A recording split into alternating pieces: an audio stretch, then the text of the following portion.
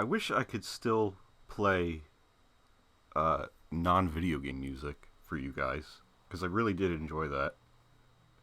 I liked being able to like pick out a good song to share, even if there's not that many people here usually. It's like a little secret thing. But now my challenge is like, okay, can I find like a video game song that's like adjacent to what I'm playing tonight? Oh well.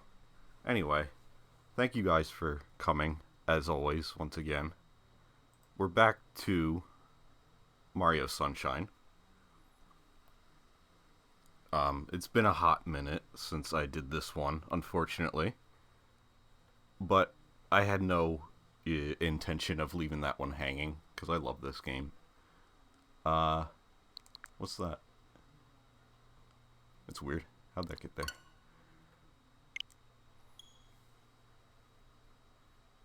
Yeah, I don't know where that came from. I think maybe my account got hacked? I don't know anything about... so bad with the japes. Anyway, how's everybody doing?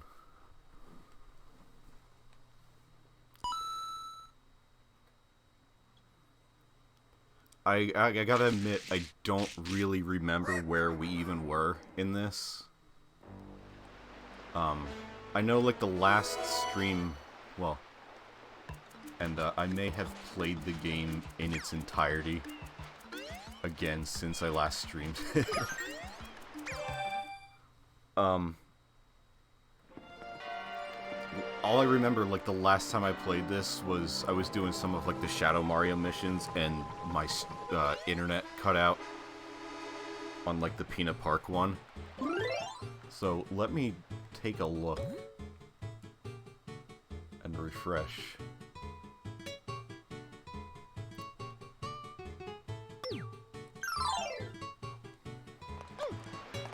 Let's just jump right into, I mean, the goal right now is just, like, doing those Shadow Mario missions that I was in the process of.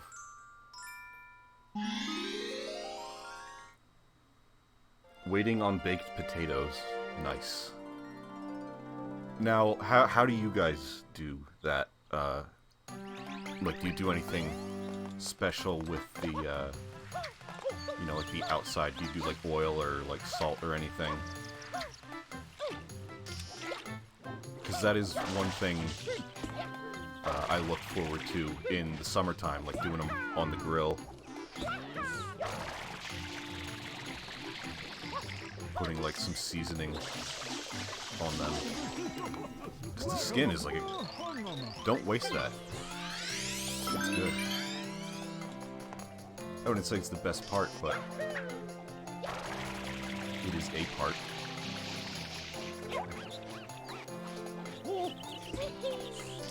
The real problem is going to be remembering, like, what blue coins I had.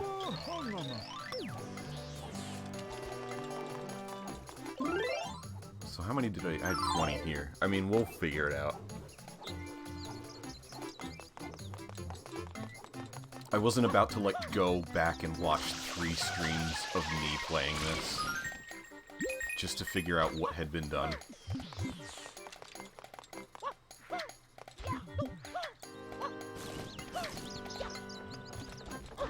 Just oil a little bit. That's good.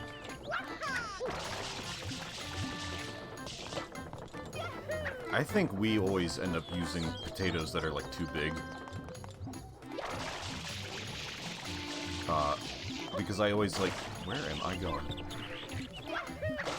Whenever you would get them in, like, a restaurant, I feel like they were much smaller, but they cook much better.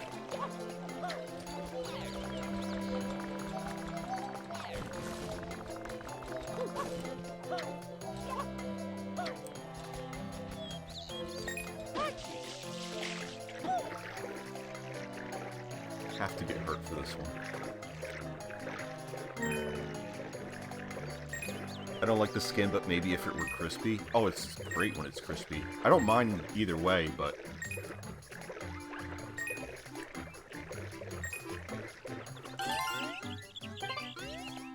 crispy potato skins is a good time.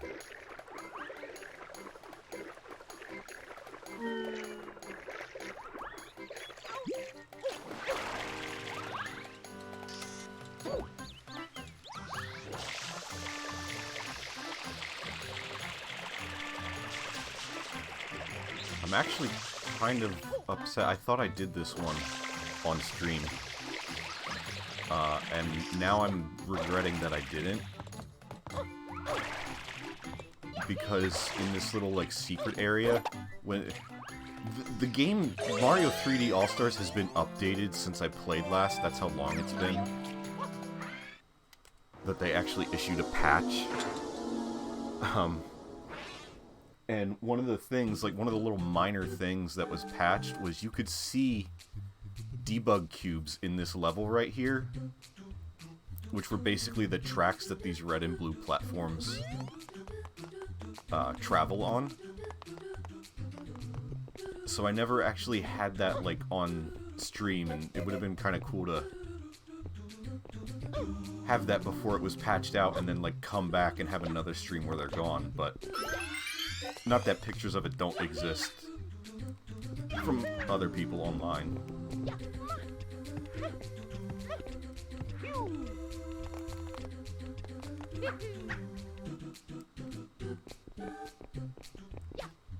This game needs a long jump. It's like the one of Mario's moves that's randomly missing.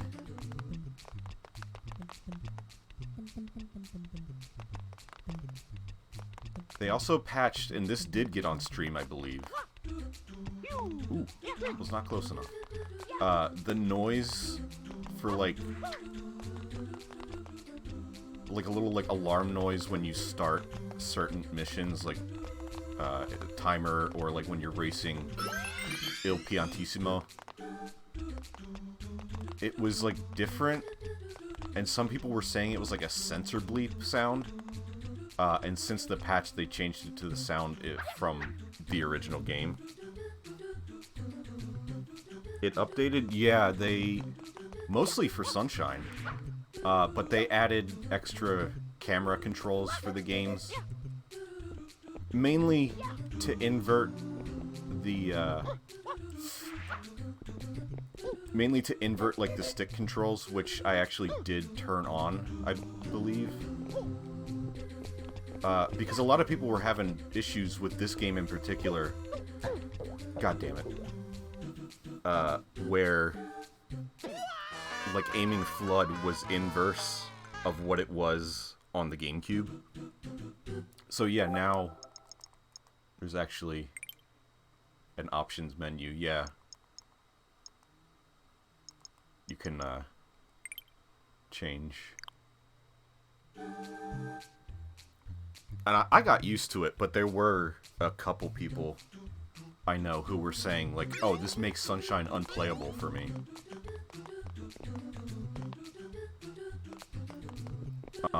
And I'm sure, whoa, on those first couple streams I was mentioning it and saying, like, oh, I gotta get used to this a little bit, but I did.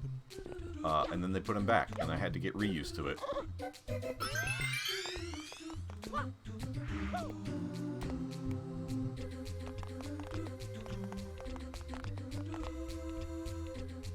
A lot of stuff that, you know, frankly, let's be honest, should have been in here originally.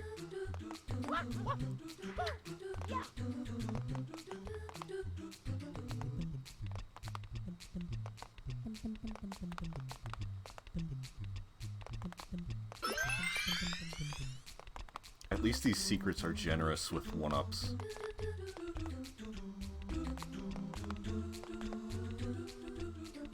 Like, even if you lose a couple times, you might get, like, a net gain of lives. If you get far enough.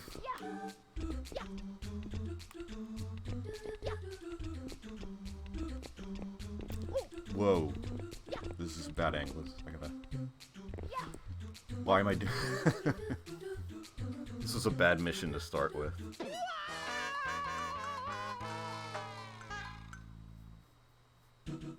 My right ear loves the silent scatting noise. Is the volume alright?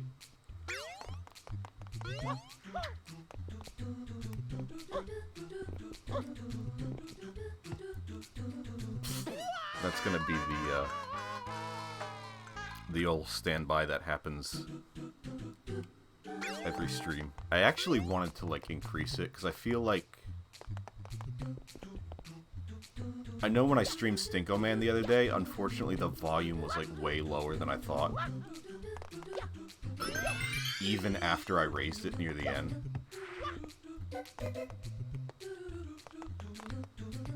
So I've got to get just a better eye for that sort of thing.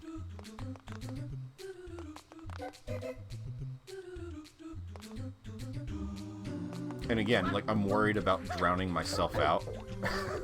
God damn.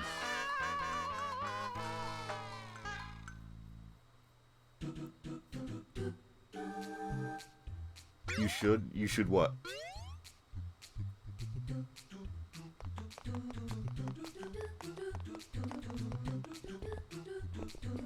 What should I?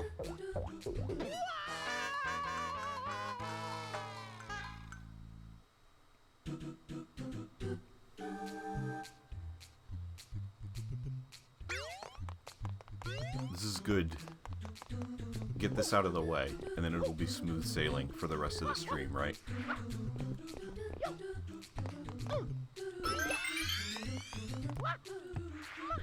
I gotta get my sea legs back.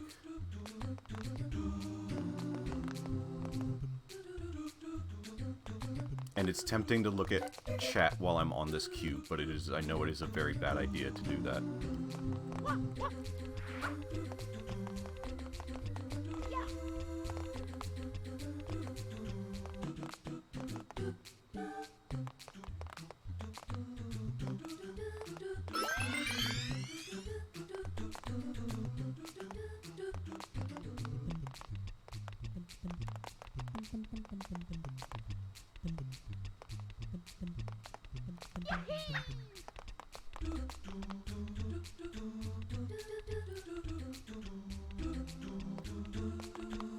Stinko Man was really fun, though, the other night. I'm glad I did that.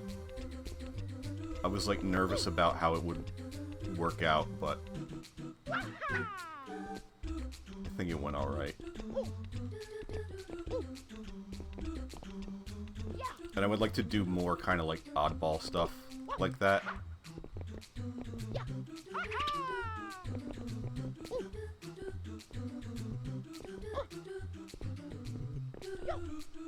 But that was nice to, like, I had, like, a personal connection to that one, so it was, like, closure, almost. There we go. Why would you even want to climb this palm tree here?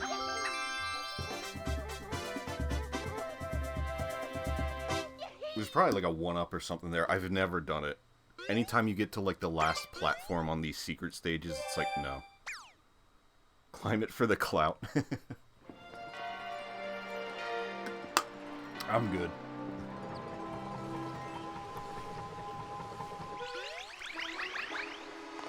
You see this absolute madman climb the palm tree at the end of Secret of Dirty Lake.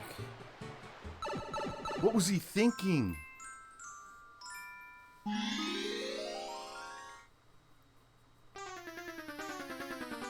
Hey, how's it going, Diego? Thanks for stopping by again.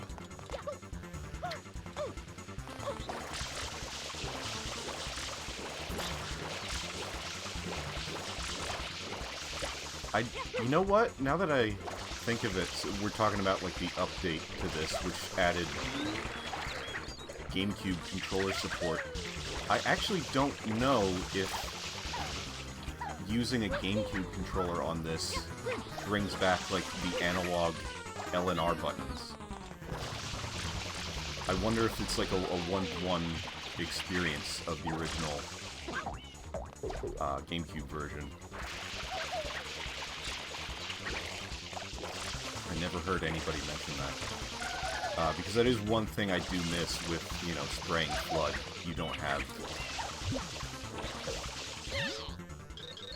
those, like, certain levels of being able to push down the button.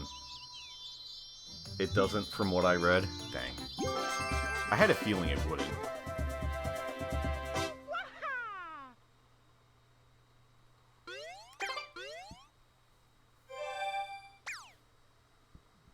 I don't have like a, I don't have a GameCube controller for this anyway.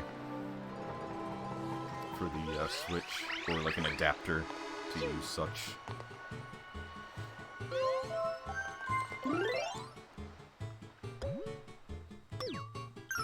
Okay, well, let's do Rico.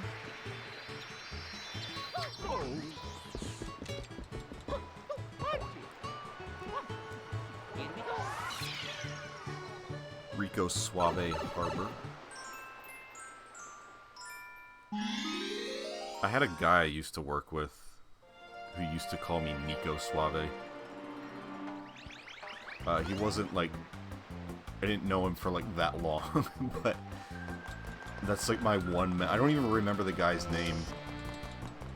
He would just like walk in the warehouse and he would see me and like walk by and just go, Nico Suave. I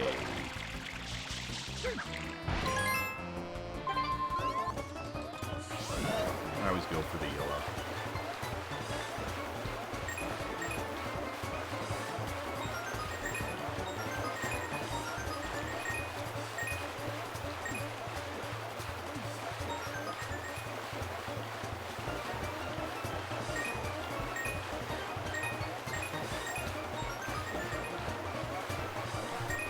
See, one thing I feel like they could have... We're going back to the why didn't they do this discussion for this port. But why didn't... I wish they could have changed the fact that, like, once you activate the shine here, maybe, like, despawn the squid you're on, so you don't have to risk dying to get the shine after you've completed it, you know? May happen.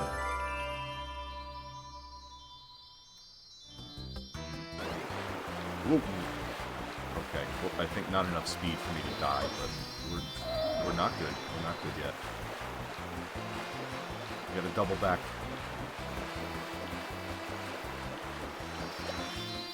Okay. Is there a correct way to finish this minigame? Not really. I mean, they are kind of in like a path, which I missed a couple, and I had to kind of loop around. I guess there is like an optimal way that you can do it if you just follow like the yellow coins. Most of the red ones would be along the way.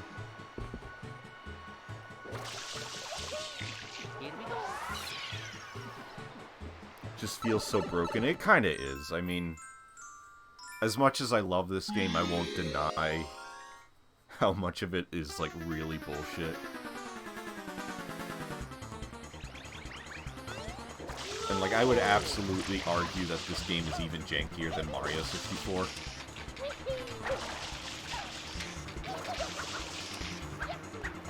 I mean, it feels like the most, in some respects, the most unpolished Mario game, period.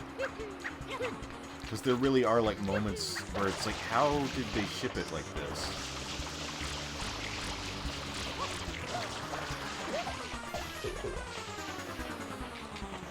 A lot of, like, clipping through things and just stuff that's not very, like, user-friendly. And yet, it's my favorite of the 3D.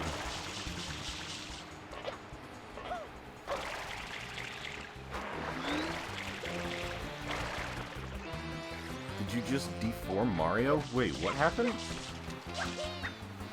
When did that happen?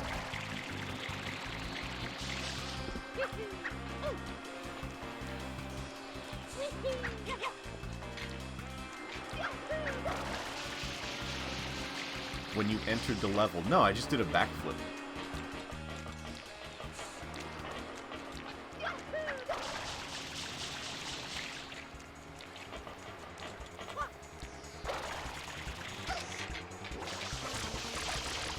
I don't know, it felt like showing off my swag.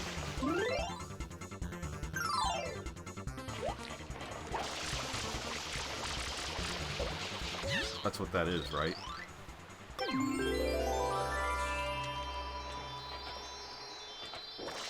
Like that.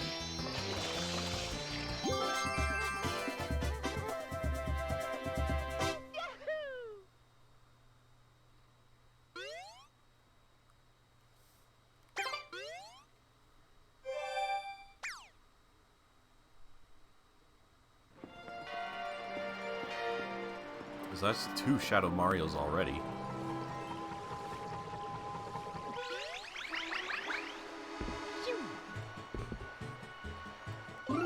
And I will move right along to Gelato.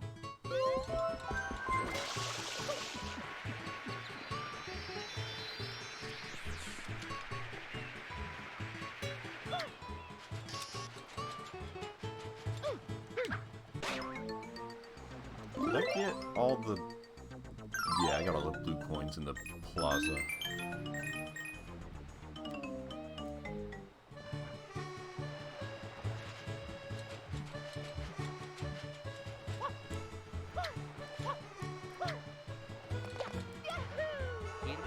He did look a little deformed on that one, too, actually. I was paying attention this time. He lost his legs.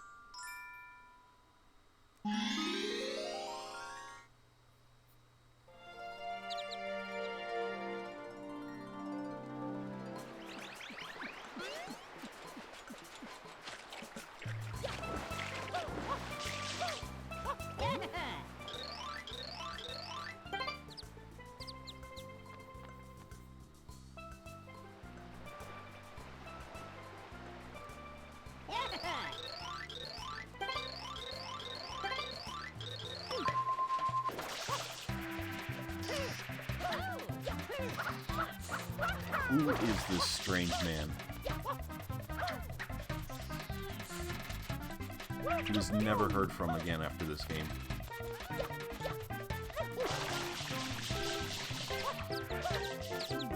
Overshot it.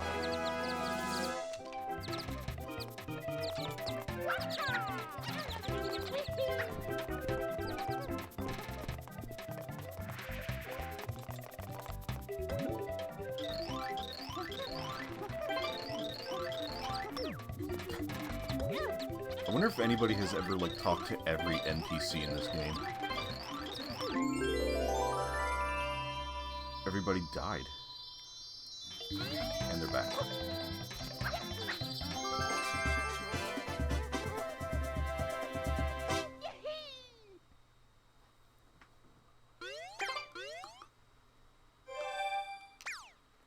It's kind of like the most boring level, in my opinion.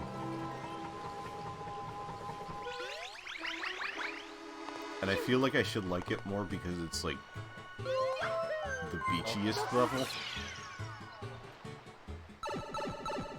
But most of the missions are just like not that fun.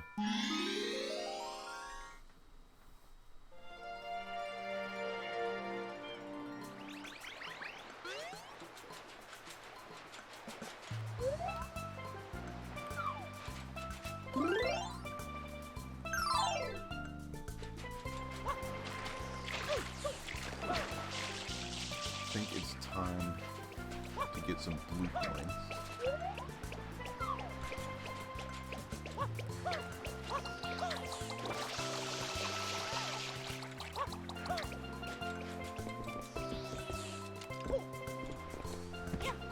Oh, banana.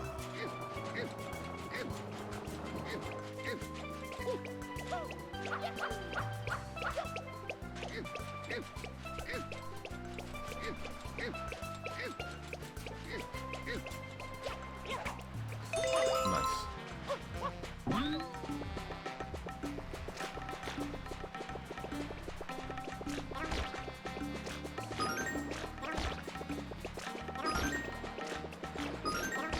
This would be very helpful on the watermelon mission. But Yoshi's not in that one.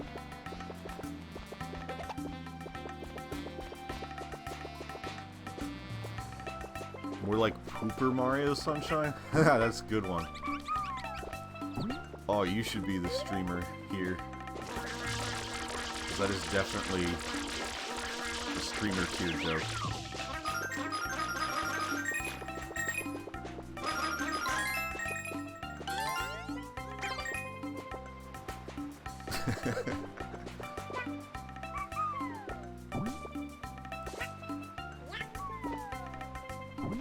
I need to eat the guy over here. mans. I need to eat a mans.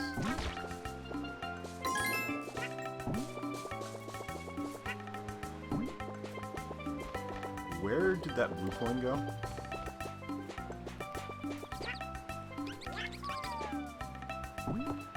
Oh.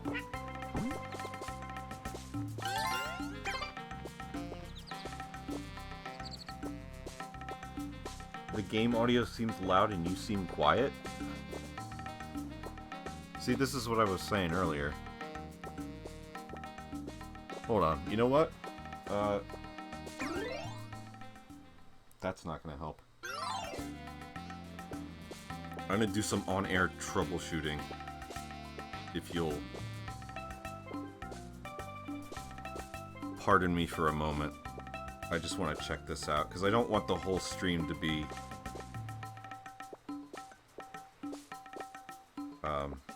I don't want to be unsure of how it sounds and then, like, see it later and there's 2.5 hours of me inaudible.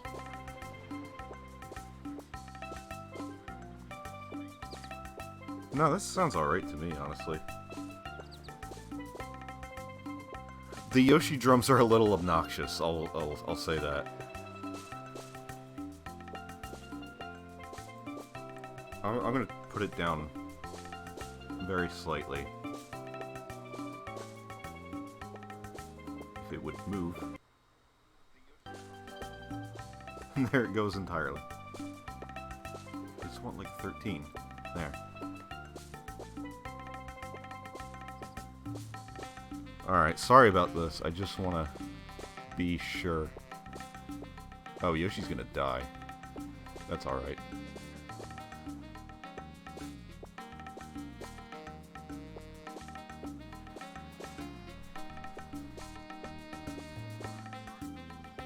Okay, I think we're good. I just wanted to... I mean, thank you. One second. I do appreciate, you know, letting me know if something is up, because I don't... You know, for something like that where I definitely don't have a...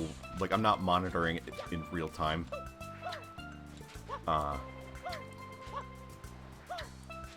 And that's, like, one of my biggest concerns, is, like, the audio. And it's an adventure every time. It really is. Audio's the worst. Like, even, like, when I was making cartoons, that would give me... Trying to, like, sync audio in Flash is so anxiety-inducing.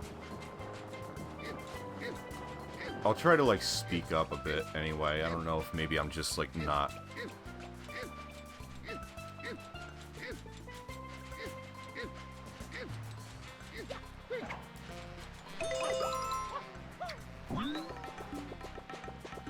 I think part of it is, like, the Yoshi drums are just obnoxious.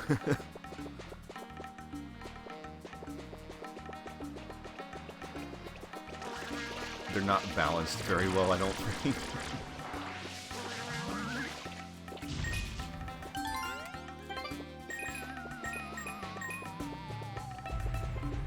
Bigfoot. Why did he die? Yeah, Yoshi doesn't, like... You can just spray as much juice as you want. Like, Yoshi's meter is a timer. Not actually, like, how much juice you have. As Flood is. So he gets hungry over time. And that juice bar will just deplete regardless of how much you use.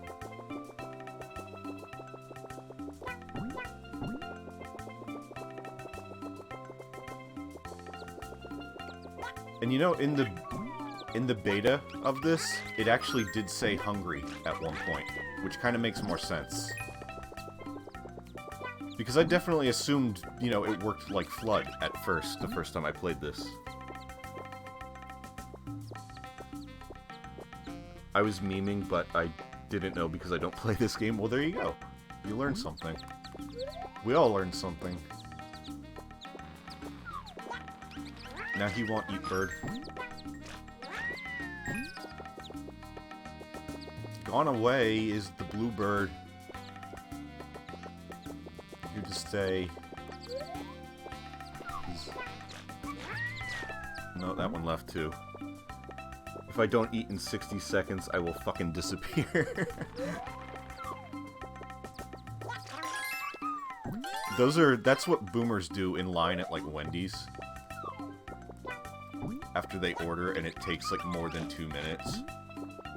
And you get the obligatory, oh, so much for fast food, right?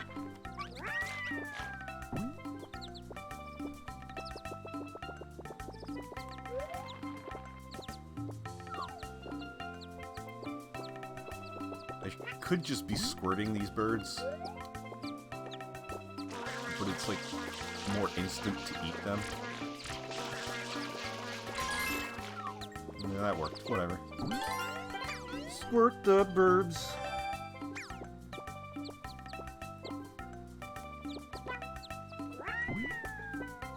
That's how I feel at Jack in the Box. I've never had Jack in the Box, and I want to. But there's just none around here. This is a no Jack in the Box area. No Jack in the Box, no Hardee's / Carl's Jr. Okay, I think we're done with Yoshi for now. But I will place him next to a durian so he can just... Nice going, idiot. You missed. It's right in front of you and you... There you go.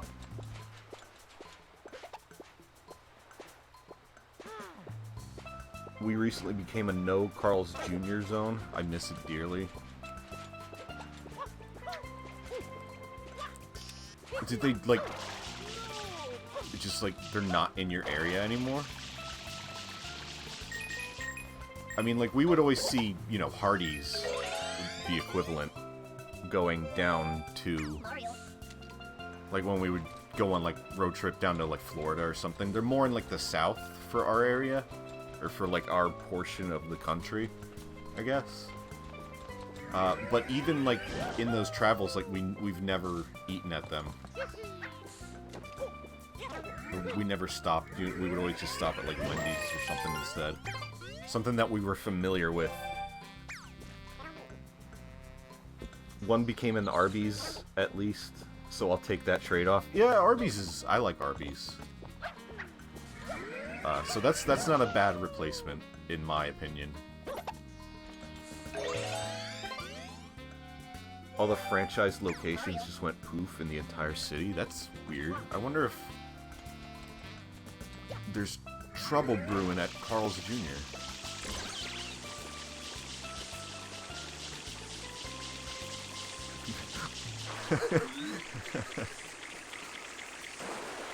Why are there, like, multiple quotes from things we watch about... Why did I do this?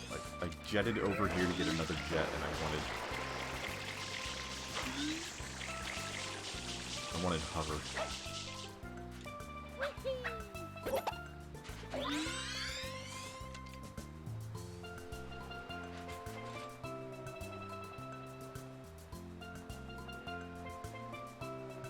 I got an Arby's gift card as one of my stocking stuffers. That's good. For how much? Or, like, if you don't mind me asking.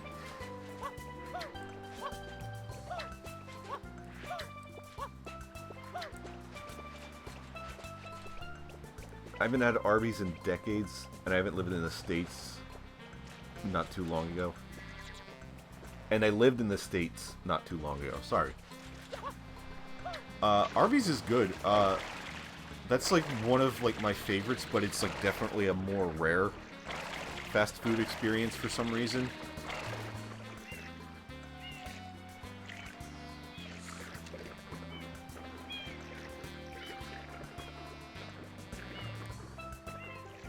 The one, like, really close to us, like, there used to be an Arby's, like, right up the street, and it was kind of, like, surrounded by, you know, there's, like, a McDonald's and a Wendy's and a Burger King and a Popeyes, like, all right there. And it's, like, a really popular spot. But that Arby's closed about a year ago, just out of nowhere. And it was actually really disappointing. And I can't figure out why that one closed, and now, like, we have to go, I mean, at least for us, quite further over by, like, the mall area for us. But I don't... It's by the mall, yes, so I get that there's probably a good amount of traffic there, but it's, like, tucked away in, like, an area where I don't feel a lot of people go. So I'm always kind of, like, baffled how that one was doing better business to not close down, and the one that we usually went to just suddenly poofed.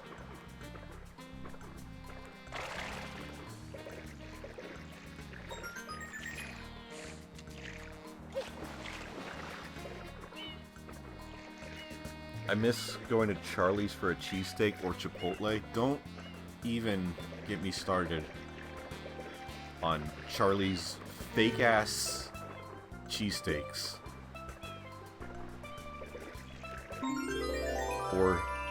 Or Chipotle's, E. coli, for that matter.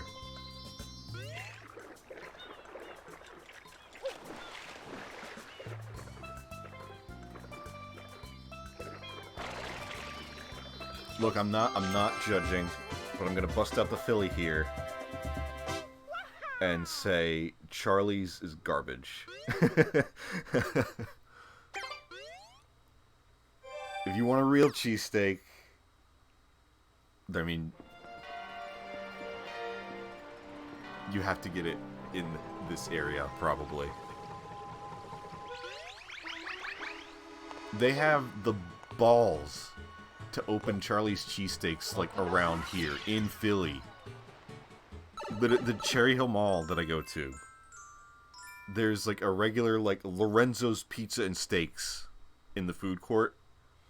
And directly across from it is fucking chain-ass Charlie's bootleg cheesesteaks. They just grill, like, shoe leather and put a bunch of, like, spices on it that are not necessary.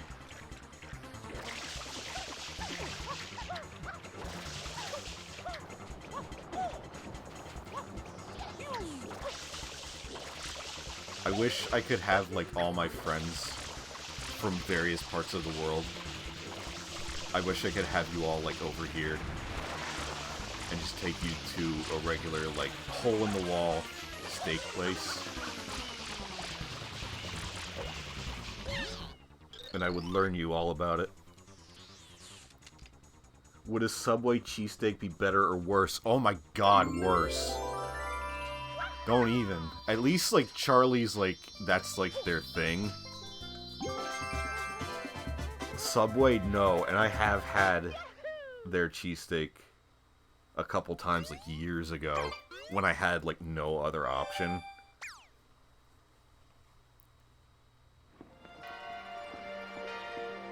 Here's my advice on Subway. Don't. That's it. Just don't.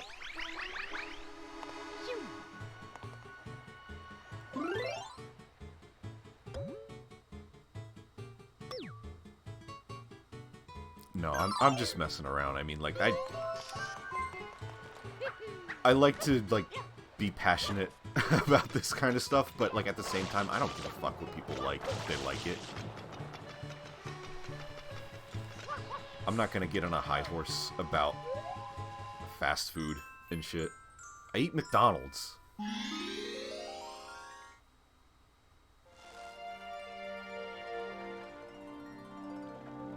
I don't associate Chipotle with Mexican. My mentality of it is Southwestern food. That's, like, definitely a better way, I think, of looking at a lot of our Americanized stuff that's branded as Mexican food, and not really. But, like, Southwestern is, like, a good compromise. Who's this guy again? Who's this chuckle fuck?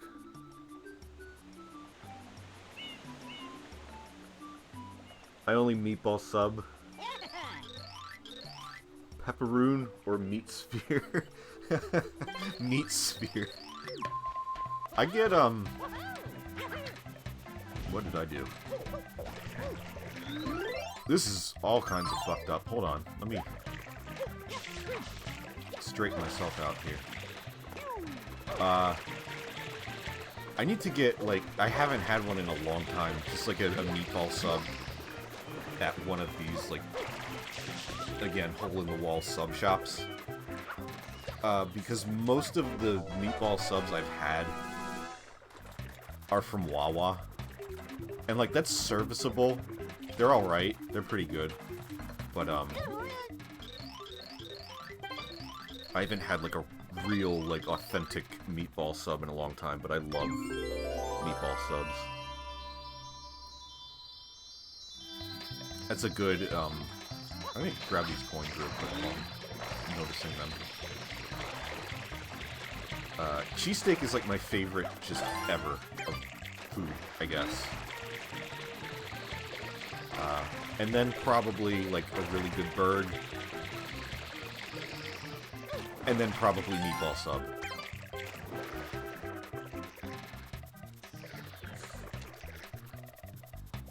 I wish we had Wawa, but we have Quick Trip. Every, like, area of the country has, like, their own version. But, for those who don't know, Wawa is just, like, a convenience store slash deli here in, like, the Philly area, and also in Florida for some reason, because they, like, branched out a bit. They went all the way down there. Like, it goes up, like, to, like, midway through New Jersey, I think, and out into, like, Pennsylvania, and then, like, down to about Maryland, I guess. And then Florida. Because why not? There was no market there.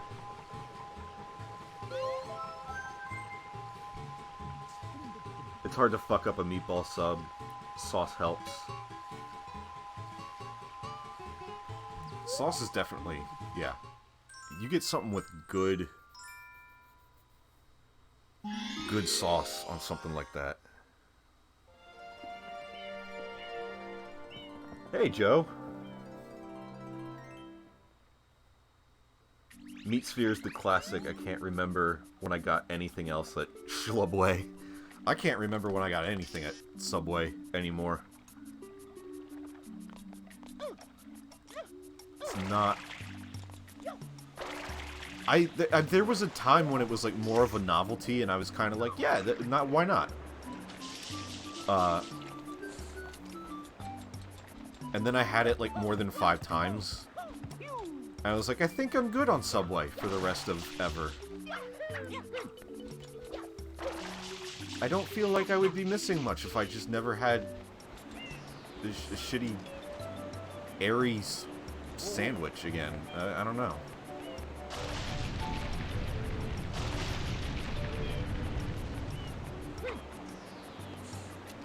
This part on this version, I swear to God, the sensitivity of the stick is not the same as it was on the GameCube, because this is really hard to, like, get down on these ledges without just yeeting yourself off.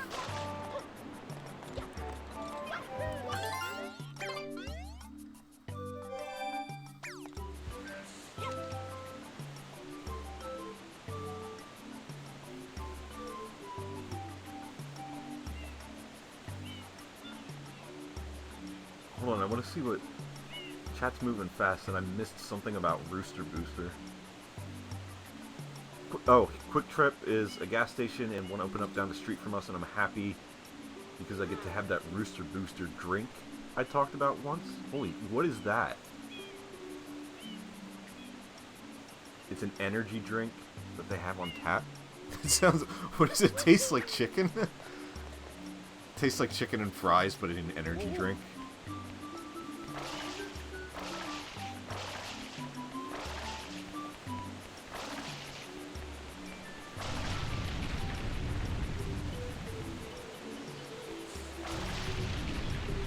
I feel like I'm missing a coin around. Ooh, see, there we go. Bye-bye.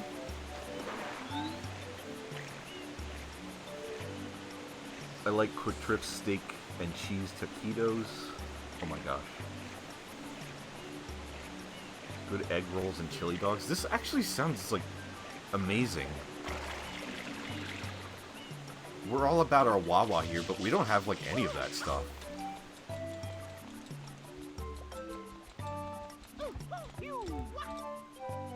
It's more like the main draw for Wawa is like coffee and breakfast sandwiches, and then like, you know, usually like hoagies or like hot sandwiches for like lunch and stuff. But just definitely no like egg rolls or like chili dogs, taquitos. Although I suppose that is very much a product of being in Texas, I would assume.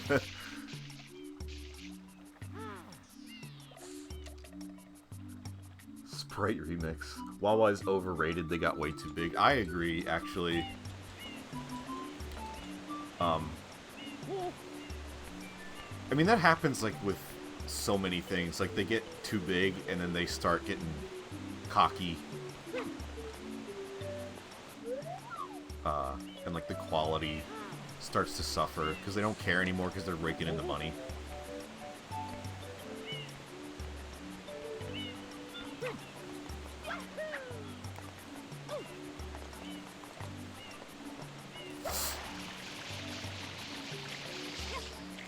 Thank God for hover nozzle.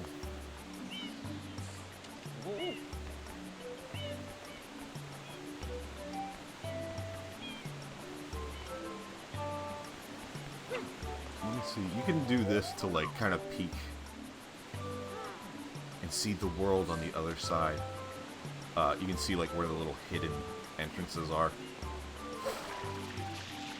Turn around, Art. Oh, there, okay. It's genuinely a little nerve-wracking. I get this, like, when I'm doing, like, these high-up things in platformers like this game especially, I actually get, like, that feeling,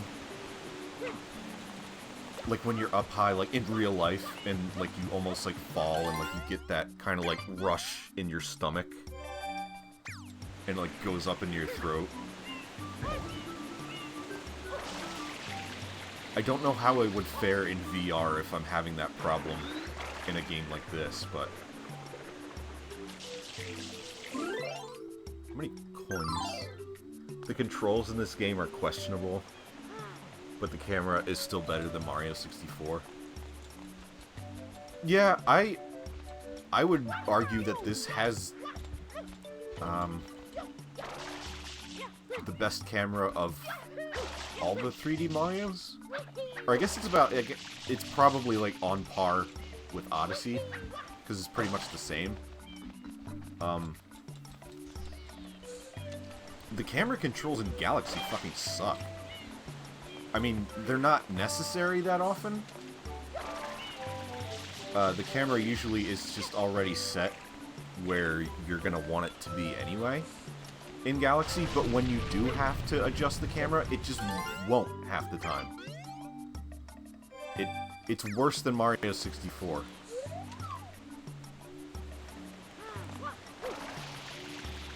And honestly, I would say that the camera in Mario 64 is not that bad.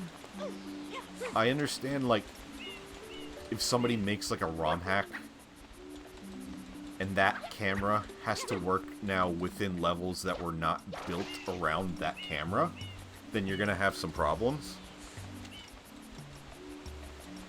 But for the most part, like, and granted, you know, this is also because I'm really familiar with Mario 64 after all this time, that I don't really need the camera to go in any, like, places that it wouldn't, but again, I don't think it's as bad as everybody makes it out to be.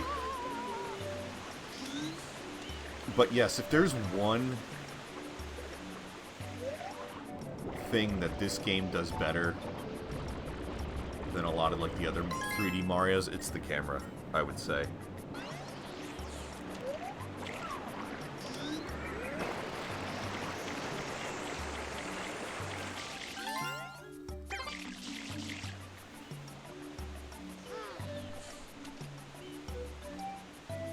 A Hat in Time had one area. The game had me the sweatiest palms I've ever had when playing the game. I can't look at Mario's leg. Wait, Mario, stand. That doesn't look comfortable. He just has a long leg.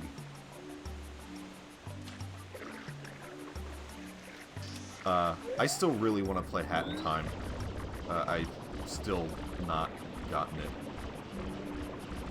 I've seen it on sale like a few times and just still passed because I'm still kind of like hoping it'll be a little lower, honestly. I know I'll probably like it. Why am I not... That might be like a thing that I just play for the first time on stream. Hat in Time.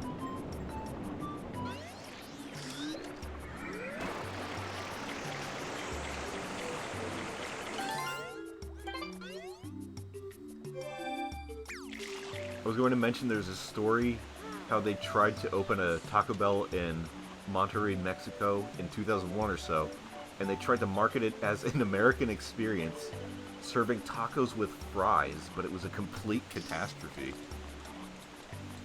Rightfully so. That's like insulting. I mean, I have recently come back around. Where am I? I'm walking over again.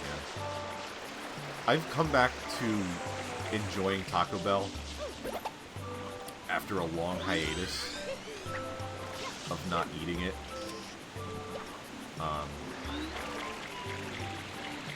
Because I've grown into a garbage disposal, basically, but...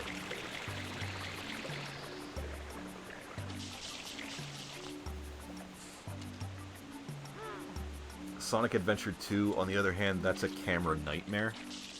But Sean, didn't you know that Mario Sunshine 4, Mario Sushi, this game is based on Sonic Adventure.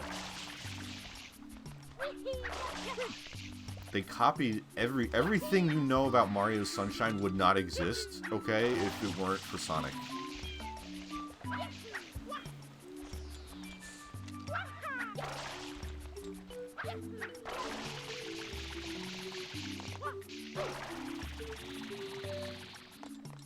I mean, like, you know the scene in the beginning where Mario sees Shadow Mario, and he's like, I got you now, faker. And then Shadow Mario's like, it is you who is the fake plumber here. No, actually, he goes, hello, Mario. This is gonna punch me, isn't it? I think. Like, yep.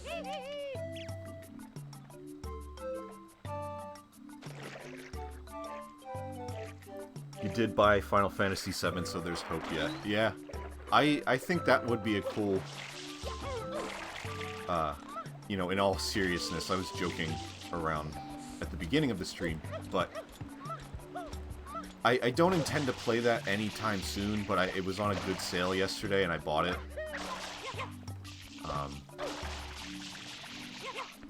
And I've never played a Final Fantasy game. I never really had, like, any interest. But 2020 has been a weird year for us all. And this is, like, the year that I got interested in Final Fantasy VII. Between, like, the release of the remake and other people playing it. Excuse me. Mario. And so now I'm kind of like, yeah, I kind of actually would like this, I think. But I'm not in, like, the mood to play it now. But one day, the mood is going to strike. The mood will be right.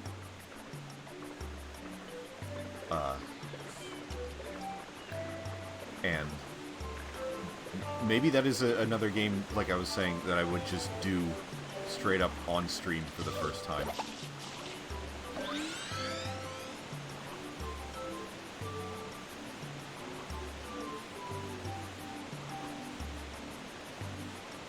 You bought a Final Fantasy game? I did.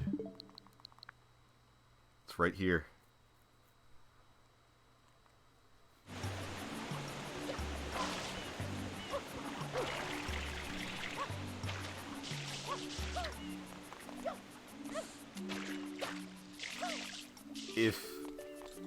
If Chrono Trigger had a switch port, I would probably have gotten that as well.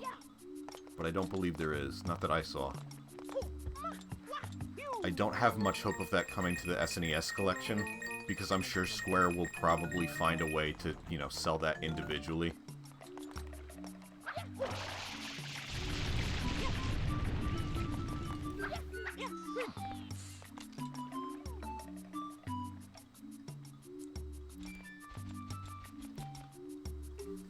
I was thinking about getting the PC version and maybe converting my save, but Sean was like, no, don't. I actually don't even know anything about the Switch version, which might be based on the PC version. I don't actually know.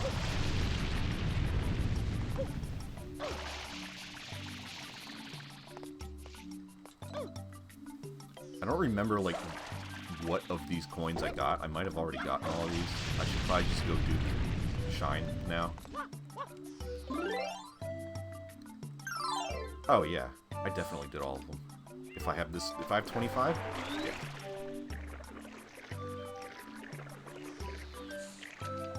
Final Fantasy Chronicles and Final Fantasy Anthology now on Switch. One of those has 4 and Chrono Trigger, the other one has 5 and 6. I remember Vinny mentioned that recently because, like, the popularity of Final Fantasy VII made them want to release the SNES ones or whatever on the PlayStation. And even though they were branded as Final Fantasy, they just fucking put Chrono Trigger on there. They won't know the fucking difference. Who gives a shit?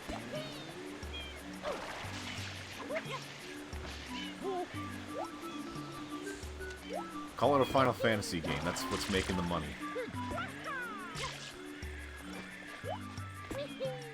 And I mean, to its credit, you know, another game that I had, like, no interest in. And then I saw Vinny play it recently. I know he's played it many times before, but I never really bothered to watch because I was not interested. But I watched his most recent playthrough of it, and I was like, this is something I would probably like. And, you know, the same thing happened with Final Fantasy VII. The rest of the Final Fantasies, I don't think so. Not for me, I don't think. 7 really... Sam, when I was watching you, I think, like, watching you stream it was, like, my first extended exposure. And it was not at all what I had been led to believe. Most of what I was thinking about that game was more in line with, like, the rest of the series, really. At least, like, a lot of, like, what came before it. And I guess, like, 8 and 9. 7 kind of feels like its own thing. And I think that's part of why it interested me more than, like, the rest.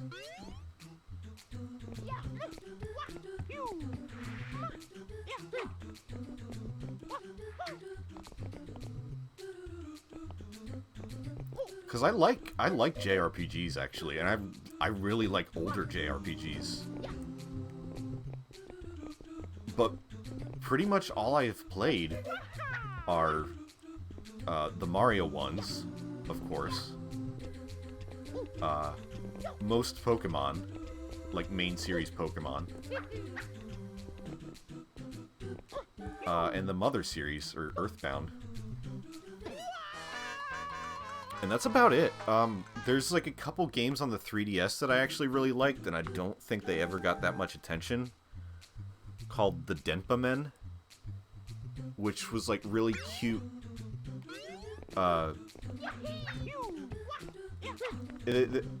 Despite not knowing much about Dragon Quest, I'm pretty sure they were heavily Dragon Quest inspired, but it also had like a capturing mechanic that used like the 3DS's camera and like augmented reality. Augmented reality. And it was like kind of Pokemon-esque, how you could catch these little dudes and build a team based around like elements. And they were just like light JRPGs, and I actually really liked them. I think I only played the first two, and there was like a third and like maybe one that only came out in Japan. It didn't really catch on, and I kind of wish that it had.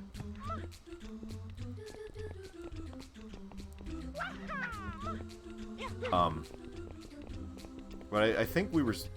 I forget, did I say this like on stream the other night, or was this something else? I would be curious to try, you know, Dragon Quest games as well. And I was asking, you know, what's a good jumping in point for that series?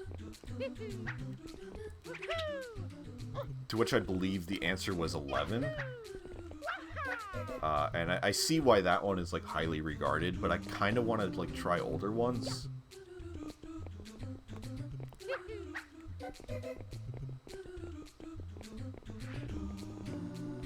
That is neat. That is very cool.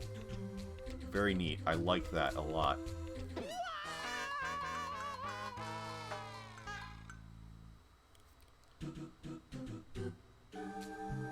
That's why this is my favorite 3D Mario game, everybody. You get cool secrets, like clip into the red and get thrown off the course.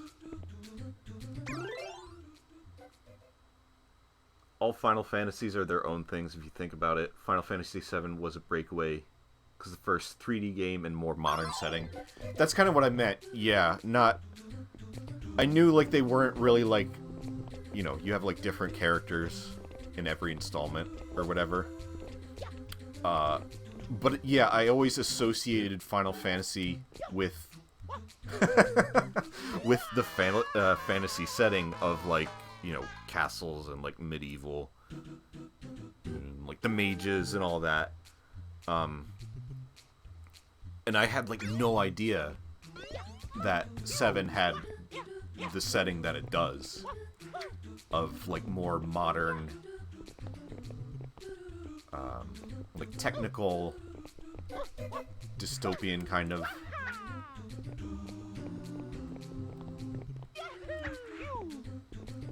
and the more I saw of it, like the more I was like surprised how much I was getting attached to it from seeing, you know, this past year I've watched a few people play it. Be it either in the original form or the remake. And, like, I did it... This is not something I thought I would ever care about. And I did. I had, like, a dream one night, several months back, with, like, Cloud, Tifa, and Barrett, and maybe Aerith? Definitely... Cloud, Tifa, and Barrett were just, like, in my dream. And I was like, if you would have fucking told me, even, like, last year, that oh my god, that I'd be dreaming about Final Fantasy characters, I would not have believed you. Final Fantasy 1, 2, and 3 are all standard medieval. 4 started to play a bit more with steampunk, 5 went back to be more magical, 6 went further on the steampunk, and even a bit industrial, feeling like a fair prelude to 7. That's what I'm... You see, I'm now watching Vinny stream 6, and my interest level in that is completely different. Like, I just don't care. I was never interested in, like, that setting. like medieval castles and knights and wizards.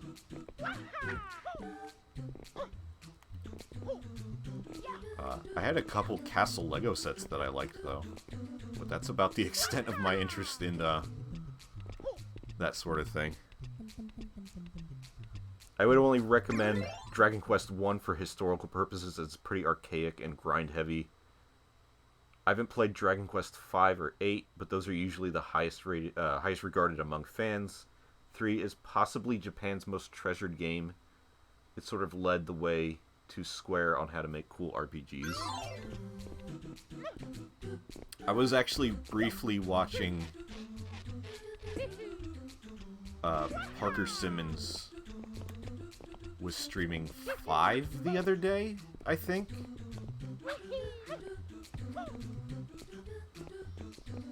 Actually, I'm not sure now. It was a PS2 one, but it might have been like a PS2 remake of 5.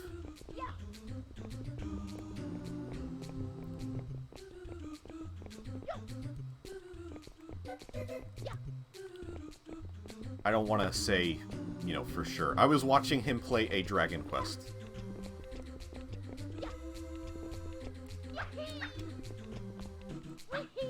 And it looked pretty cool. And again, I kind of actually like... I don't really like grinding and stuff.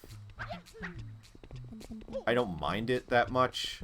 But I also really don't mind, like, a lot of, like, just the basic menus in old JRPGs. Like, I actually really like Mother 1. Despite that being notoriously grindy, I never had a problem with that in that regard. I actually really like that one. I don't know, it might... I don't know how to rank the Mother games, honestly. Because I like them all so much, and, like, kind of for different reasons.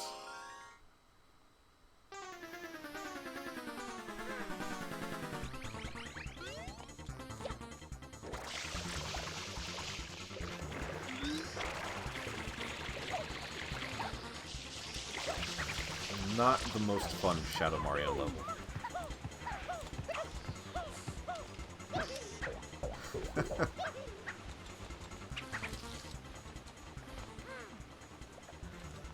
Where did he even go?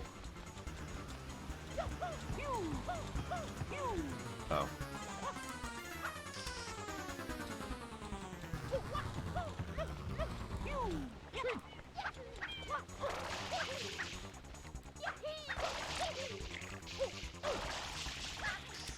I'm gonna get him to a better, more open spot before I squeak.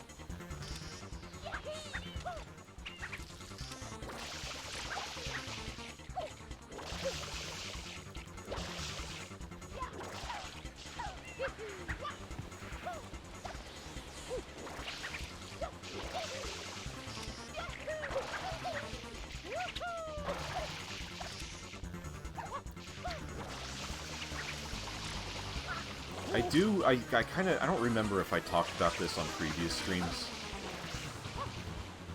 Because I think I kind of just had this revelation fairly recently, so I don't think I talked about it. But in regards as to, like, why do I like this game so much, compared to the others, when it has so many problems. And I think it's the movement. Honestly, like, the movement of this game combined with the layout of these levels, which is the same reason I like Odyssey so much. It just feels good to move around.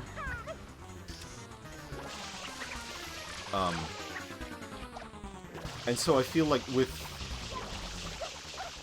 the way, especially the hover nozzle, like, there's so many ways you can traverse these levels in ways that, like, the developers probably didn't even intend for you to do. And they're not laid out like a standard Mario course. Like, these are just, like, worlds that could, to some degree, exist naturally. Which I think is by design. I think they were purposely trying to hammer home the, like, oh, you're in... This is... Pretend like you're visiting a place on vacation.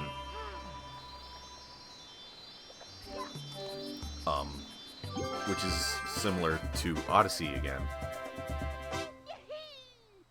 But I like that this just feels like an actual place that could exist.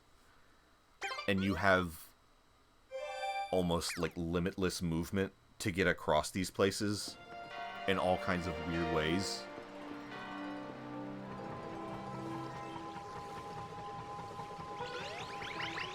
And that doesn't mean that the problems aren't there.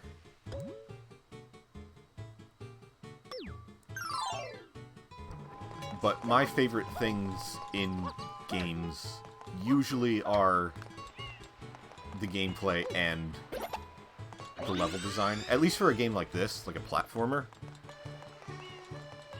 Those are the most important things to me. Like, it's gotta feel good and it's gotta feel fun to play. And the worlds have to be fun to play in.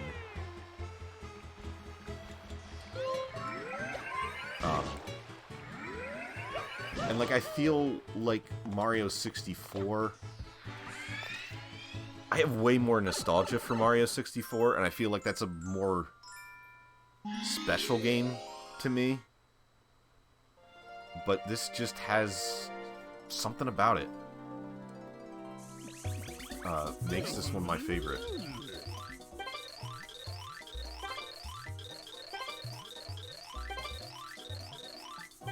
And, like, I would even say, like, yes, Galaxy is objectively... Not objectively, but that's a little far. But Galaxy is... When you weigh, like, the pros and cons, Galaxy is the better game compared to this. But it's really, like, on my low end of, like, how I'd rank all the Mario games, but especially, like, the 3D Marios.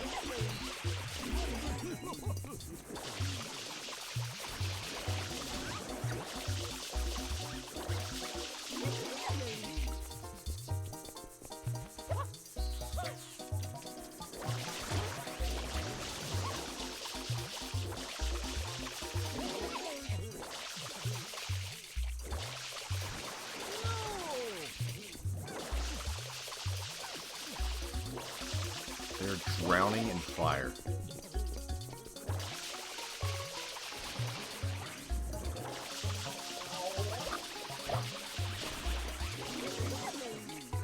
I feel like that has to be extremely painful.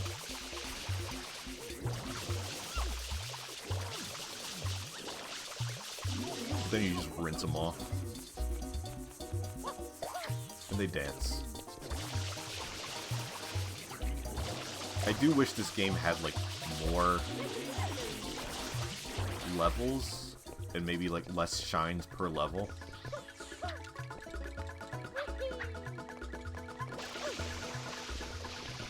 I feel like there was more that they could have done. Now I gotta talk to all these and get coins.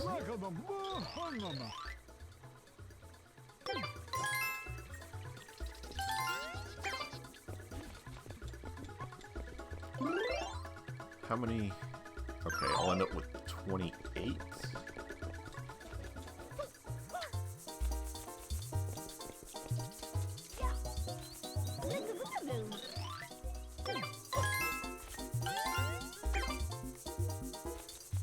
Oh, watch this. See that guy jumping in the background there? Straight ahead?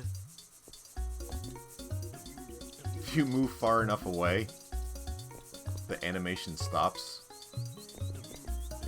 I don't think you could really see that well on the GameCube version. But the HD version makes that glaringly obvious.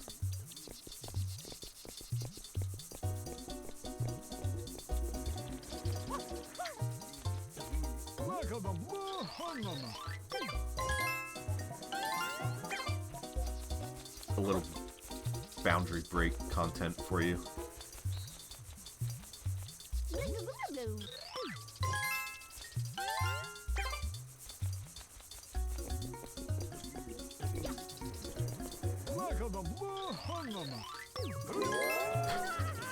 You saved me. By the way, I'm a chuckster.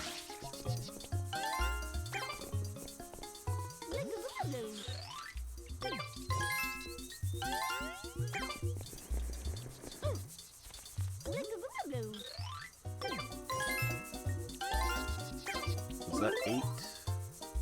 1 more. The little peonces are cheapskates. They don't give you anything.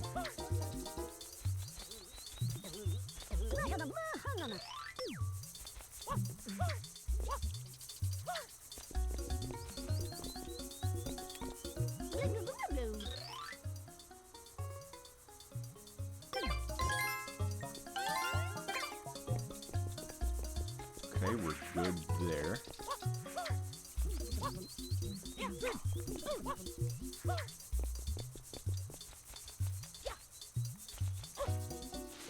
Oh, he's back over here.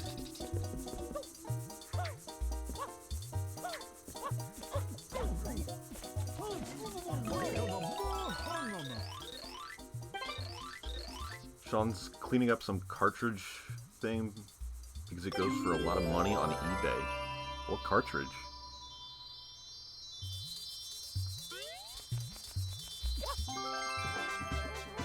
You guys are finding a lot of, like, good, you know, stuff that's worth a lot lately in your collections.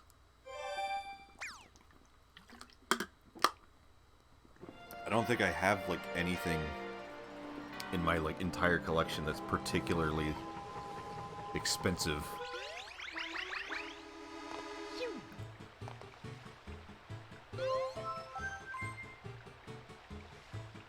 Oh, a cartridge drawer.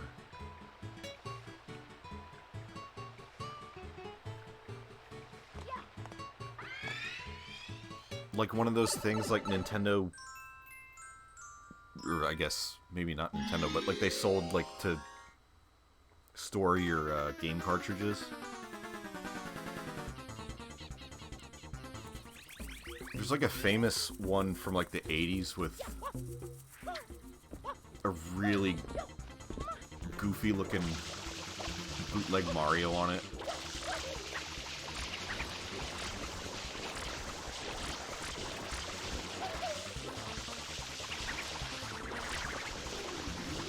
We're about to open up the final boss, by the way.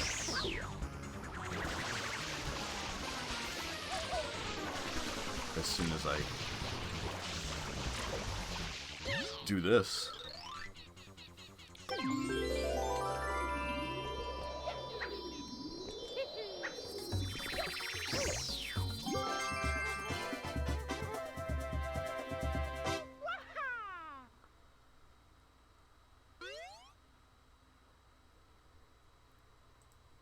Man, I don't know if it's Streamlabs or if it's Twitch.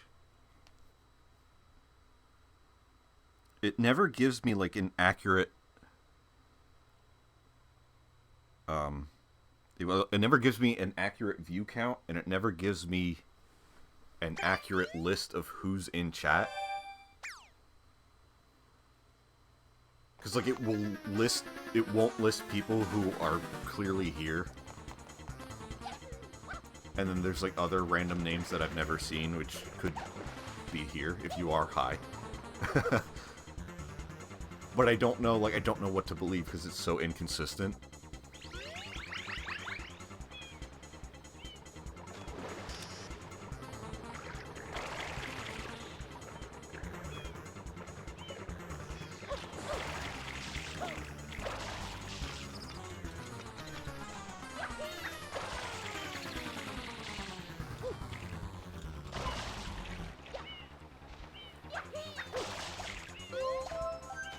Hi, I'm here. I'm Porygon on Twitter. Oh, sorry, I didn't mean to, like... I'm not calling anyone out, like, if you're not active. If you're just, like, here chilling, that's cool. I'm just, like, curious about, like, how to get an accurate look at who is really here at any given moment, because, like, even if I look at, like, my Twitch app, it's not. It's inconsistent with Streamlabs, and that's inconsistent with who's, like, actually showing up. But I do appreciate you joining. Thank you for being here.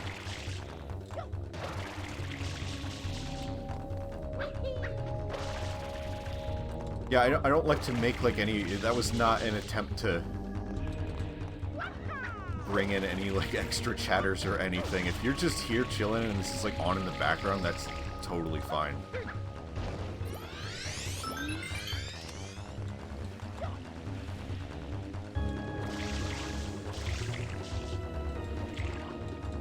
Don't feel I already fucked this up. Do not feel obligated.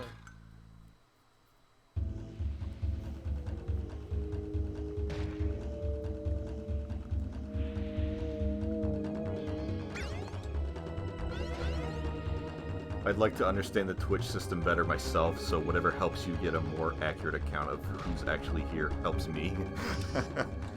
Yeah, I don't really know why it's... I mean, it's been like this since I first started, like, last year.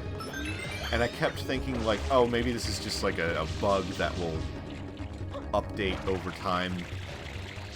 And it just never has.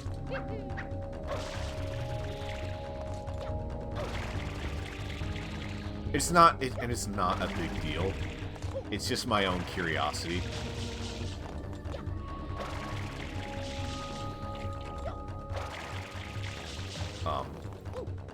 And, like, after the stream is over, like, obviously I can look at, you know, it gives me, like, the stats of,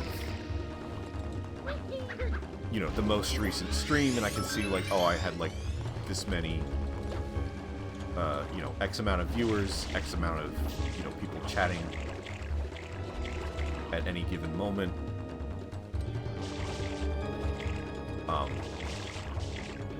So I do eventually get a gauge of, like, how many people were here and what was going on. But it would be nice for it to be accurate, like, when I'm looking in real time. There's some weird bots, too, so I kind of figured.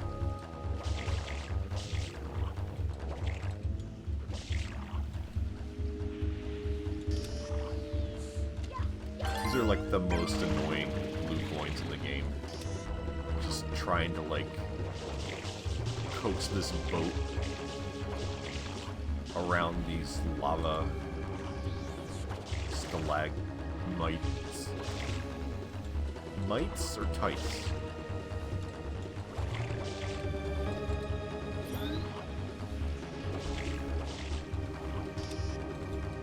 I don't remember which one goes up and which one goes down, but this boat will literally have a stroke if it touches anything besides lava, so...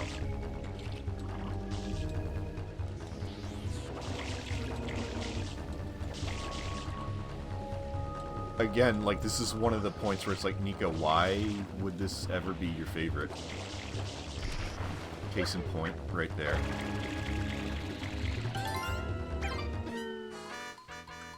These are purposeful deaths. That first one wasn't. But it's basically just reset until I get all the coins. A friend of mine started streaming recently, and I've been helping them, but I don't 100% understand it. So I get what you're dealing with. I mean, hey, like, I don't do a lot of what other people do on Twitch. Like, I don't do, like, a lot of, like, the community involvement type stuff, and, you know, I don't have, like, chat on screen, I don't have, like, notifications flying up, I don't have face cam, and I don't really want to do any of that. So there's, like, there is a whole what feels like an entire part of Twitch that I'm just, like, not taking part of. And I don't have, like, a problem with any of that stuff. Like, when I watch other people, like, if they do that, it's fine. That's just not the way I personally want to do it. And then, you know, like, some people will say, like, oh, well, you get more viewers, you get more engagement if you have, you know, this and that. And it's like, that's cool, but I'm good. Like, this is just, like, I feel like it would be too much for me to worry about if I started doing a lot of other stuff. And I wouldn't enjoy it as much. And, like, maybe over time I would start to do a couple more things like that. But this is still kind of like the early stages, and I'm like, whatever gets me to do it in the first place is enough of an accomplishment.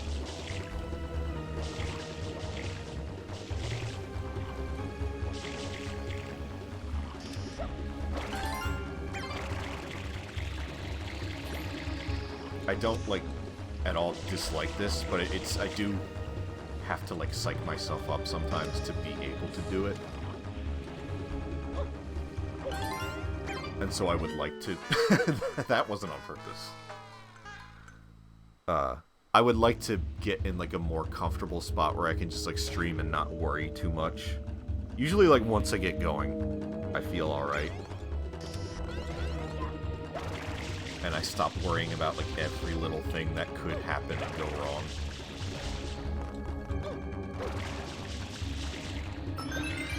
And when a stream, like, goes... When a stream goes well, that entices me to stream more.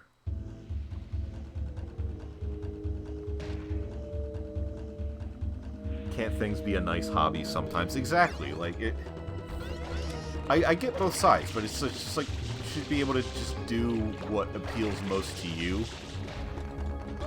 And not have to feel like you're doing something wrong.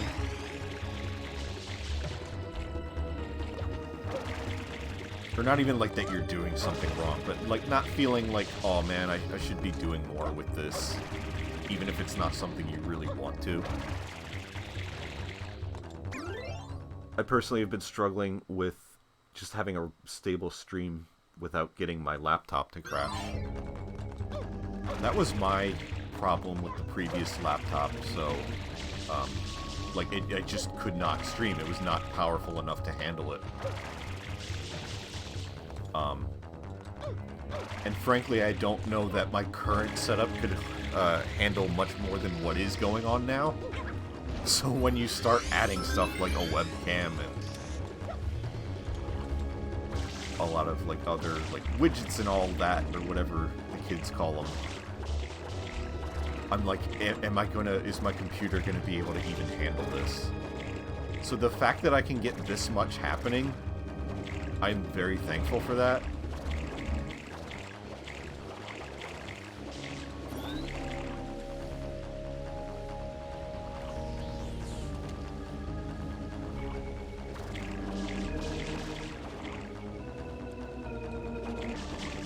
And it's nice to be able to just like chill and not have to worry about some of that stuff and like reading off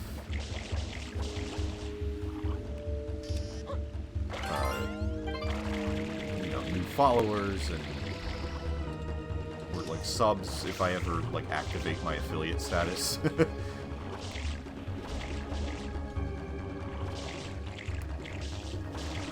Qualified for it, I just haven't done anything with it. I mean, like, more power to the people who do that. It's just not what I want to do. And that's fine. I like the more, like, casual Let's Play style.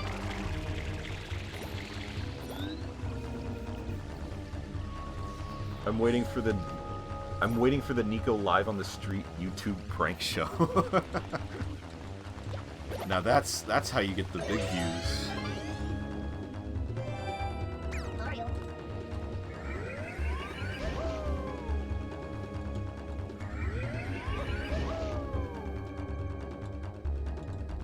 do the thing where, like, you tell your girlfriend, like, her child died. And then you're like, nah, bro, it was a prank. Smile for the camera. Hey, remember to like, comment, subscribe, hit that bell. The water's great, hey, Junior? Sure is, Papa. Come on in, Mama Peach. This is Bowser here. Mario! You again? Don't you ever give up? Mario! How dare you disturb Mario, my arch enemy. We'll send you back in time to when you were a baby at the TikTok clock.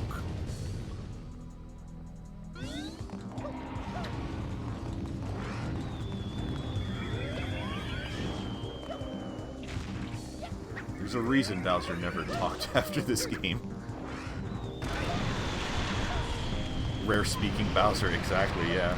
Oh god. Swan dive into death. How graceful. Yeah, I am not a fan of this Bowser voice. As I'm sure most people are not.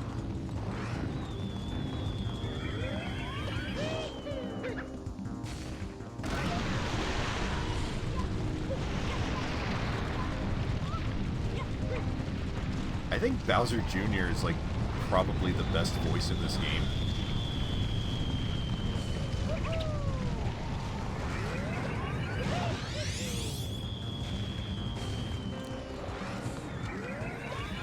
I mean, like, Charles Martinet does, I think, Toadsworth and, like, all those Piantas in, like, the opening cutscene, and they're alright, but...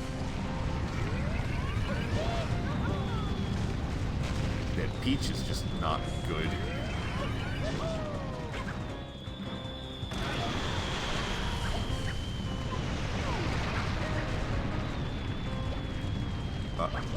And so, like, that's my number one concern for, like, the Mario movie. It's like, how are the voices gonna be?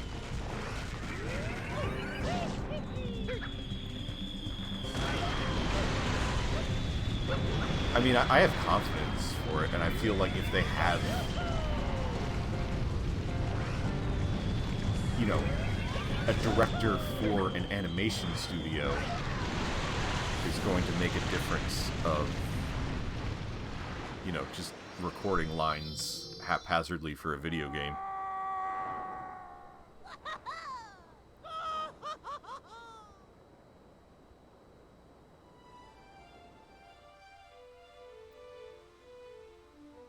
Anyway, we just beat the game.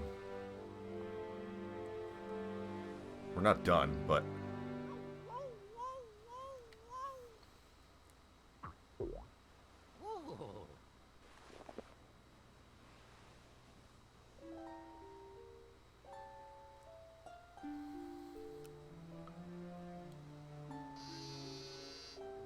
Flood is dead. Mario, was I Saddest moment in video game history.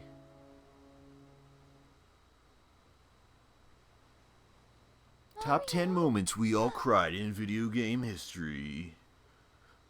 Number 5. That time Mario's mechanical backpack powered off, ran out of batteries.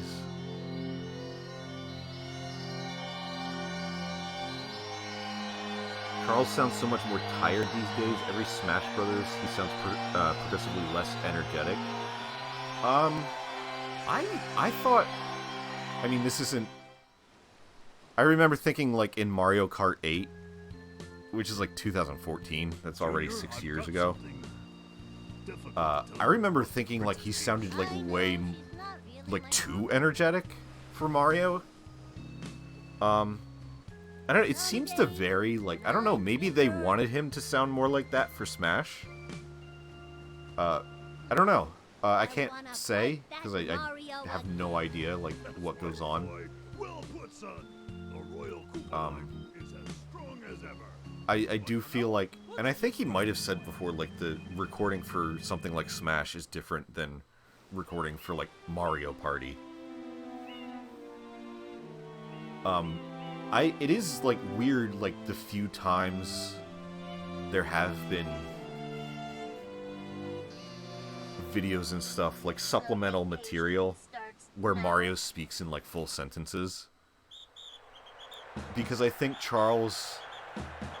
I really think they just kind of let Charles go in the booth, and he just does his own thing. And that's cool and all, but I think he goes a little too over the top sometimes. And I'm hoping that having a director of, you know, dialogue for an animated film specifically, I'm hoping maybe that will kind of balance things out.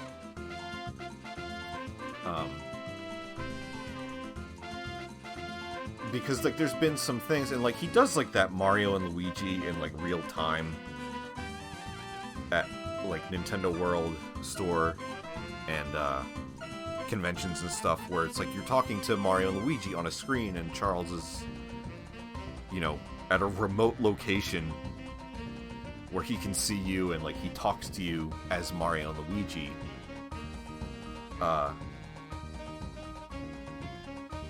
And he speaks in full sentences and stuff then, but he goes, like, really heavy on the Italian accents and, like, adding in, like, little bits of, like, flair and stuff.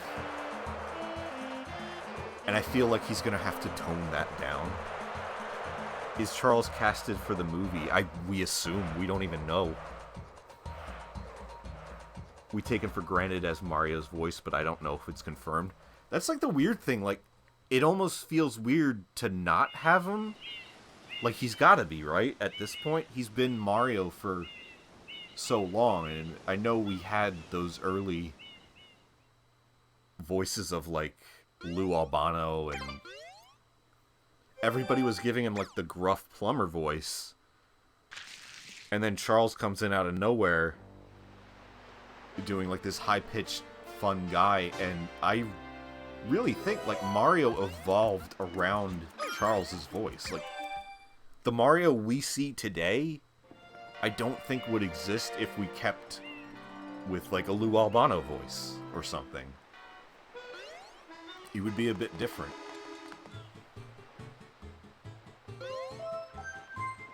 Yeah, Bing Bing Wahoo. I'm tired of being the Bing Bing Wahoo funny man. Nobody ever asks how Mario these days.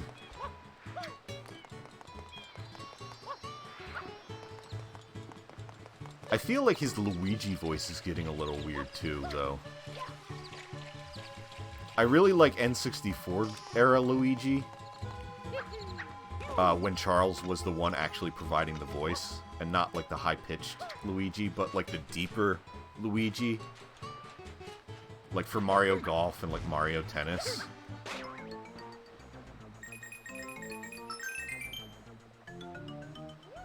He was more like, hey, I'm a Luigi, Hey Mario, you want to go play a little bit of tennis, a little bit of golf? But now now Luigi like almost sounds like Waluigi, just like pulled back a little bit. And he's got a bit more of like that, almost like something in his throat there. Or like, oh no, I'm so scared. And like you see like Charles kind of like crunch up when he does the voice.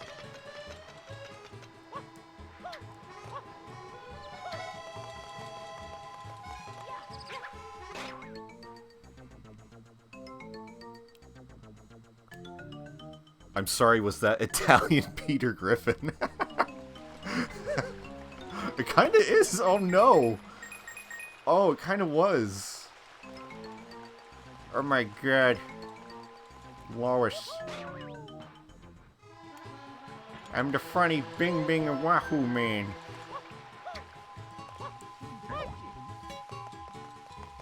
Somebody stole all of my spaghetti. I can't, I'm like, my wires are crossing in all different directions right now.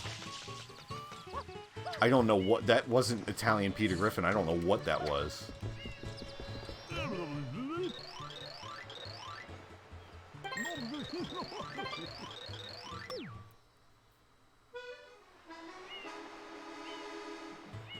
Oh my god, Lois, it's Mario.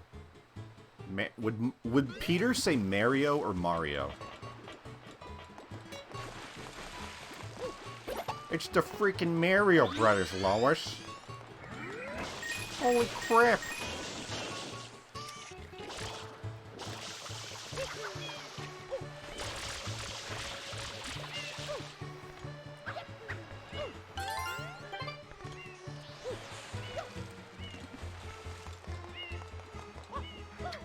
Probably Mario. I feel like that is more fitting to that, like, extreme Boston accent he has. It's gotta say Mario. I remember the first time I heard somebody say Mario and not Mario. It was my first grade teacher.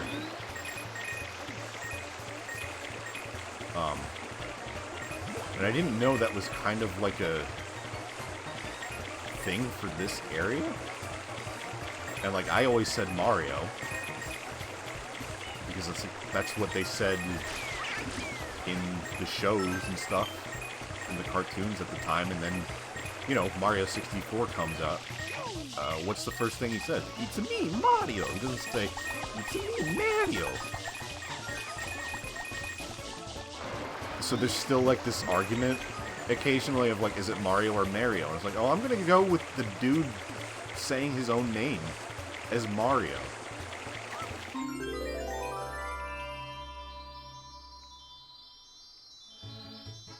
It's like Pokemon thing.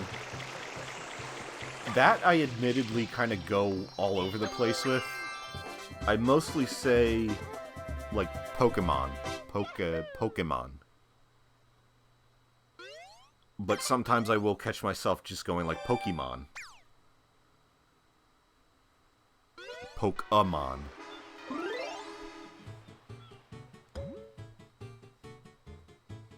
Oh my god, it's one of those Pokemon.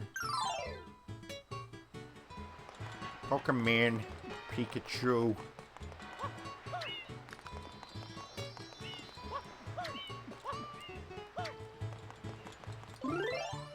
What do I want to do?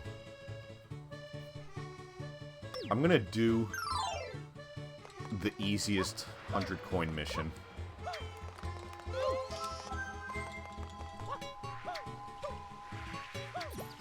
How many shines do I even have? 84.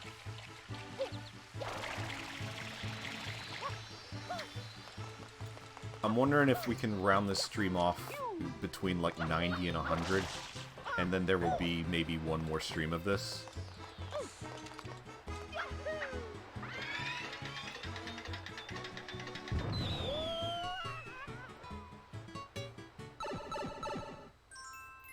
We're getting, you know, obviously to the end where most of the stuff left is like these 100 coin missions and returning to the secret levels.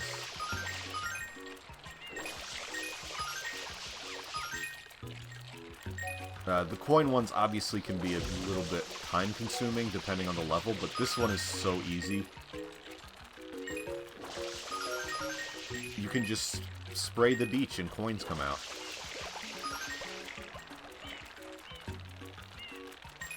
What does Yoshi want?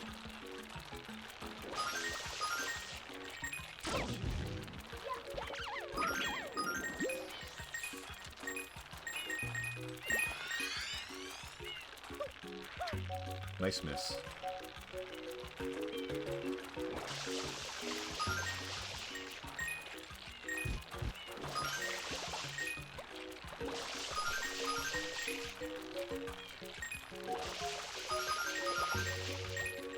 Where am I gonna find a papaya?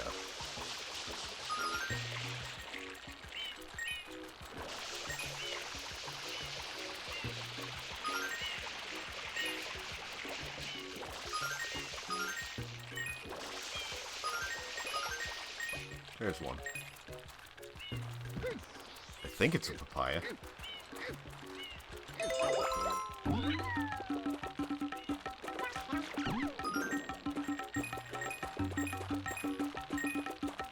Oh, welcome back, Sean.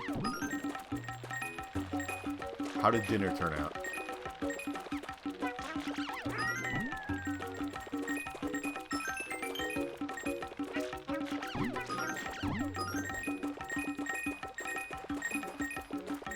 You don't even have to enter the park for this mission. There's more than enough coins just right in the start. It turned out potato.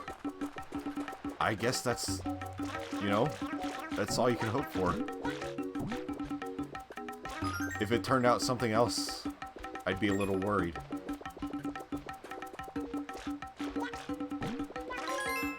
Wow, I actually did not get that before. Is there another blue?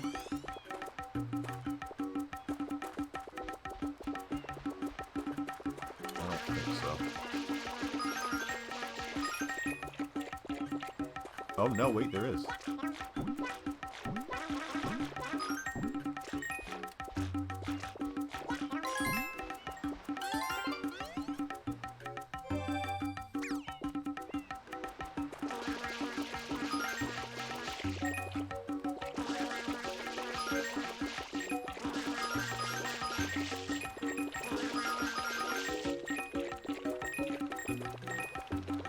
Imagine just going to the beach and just spraying the sand and just money pops out.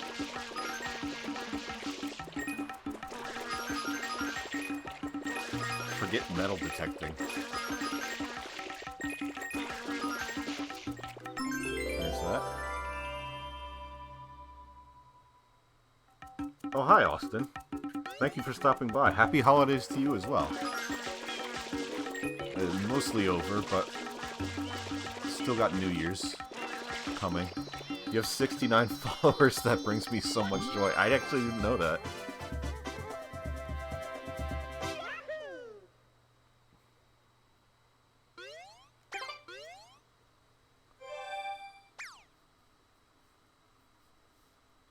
Dino barfing is the new metal detecting.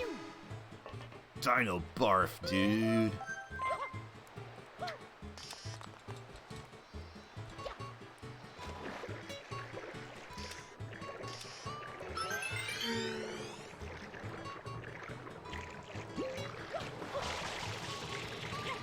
So let me just think, what are some, like, quick ones I can knock out? Perhaps...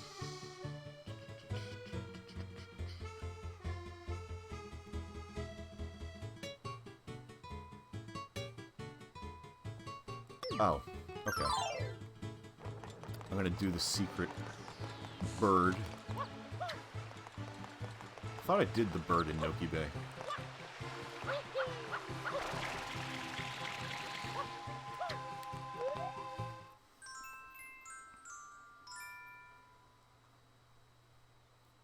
I guess I can just choose this one.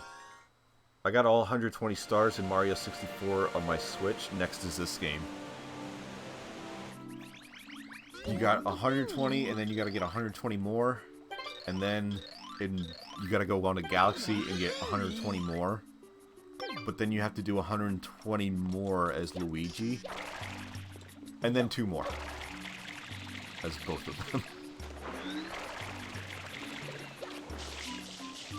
So there's, okay, 120 times 4. There's 482 like missions in this entire package, I guess.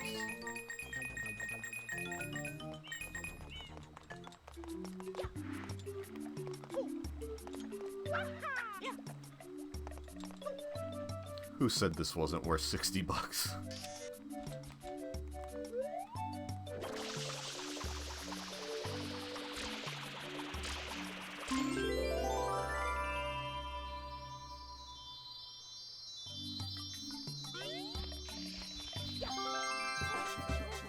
I've done that song and dance before.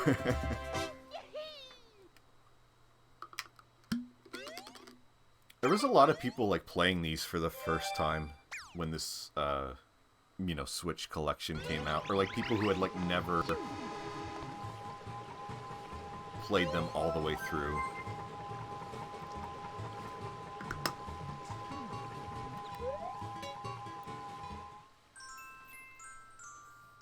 Or they had played one of these games and not like the others.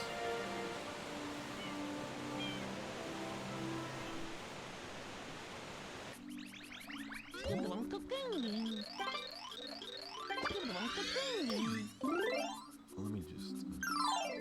Okay. Red coin fish. I got icy creams now. It is too cold here for ice cream.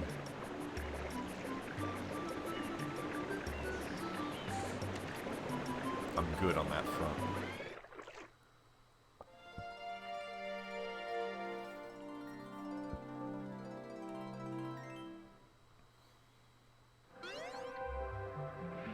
But if I did live, you know, in Texas or California or Florida or something, I would definitely be having ice cream all year round.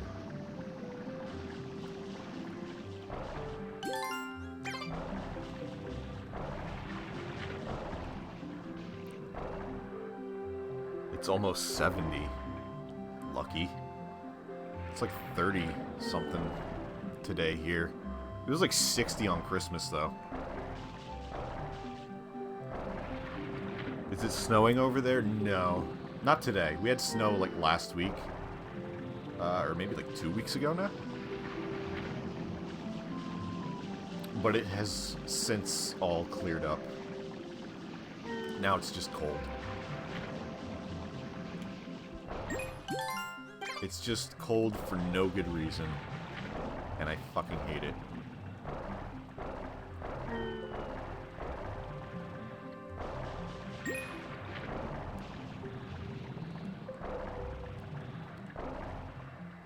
Slip sliding around this thing.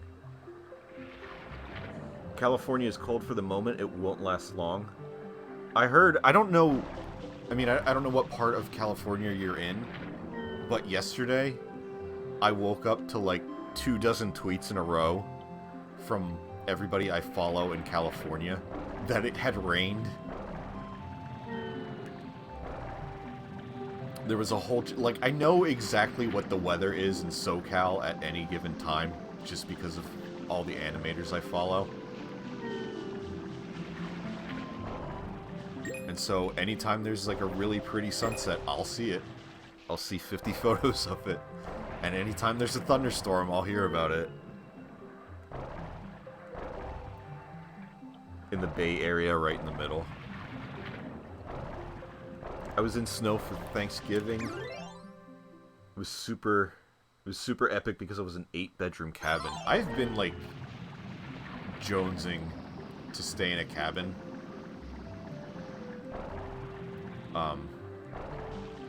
This year in particular. For obvious pandemic-related reasons.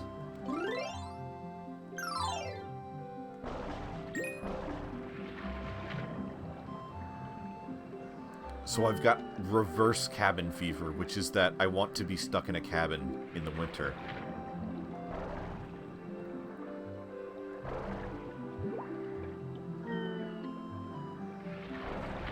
We stayed in a really nice cabin when I was maybe about 10, up here in the Poconos.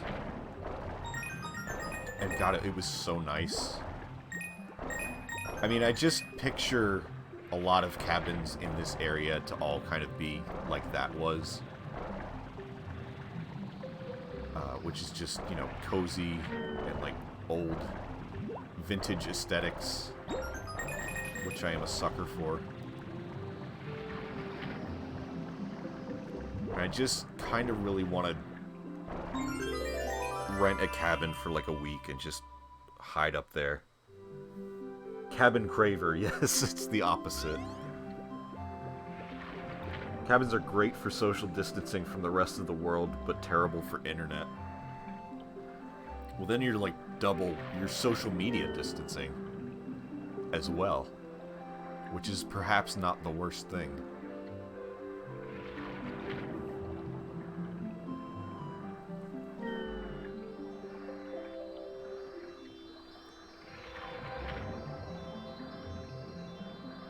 Come on.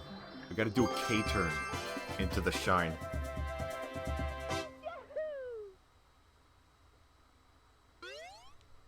The one I was in made me feel like the richest bitch on the planet. Isn't that great? Like, when you stay at another house for a little while, just for like a few days, and you just feel... I don't know, it just feels like a completely different experience.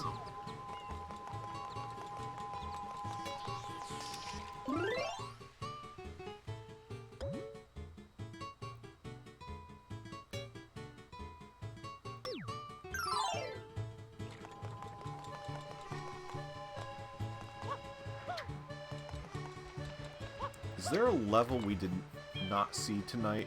I think we have not been to the hotel tonight, right? So let's do a couple over there.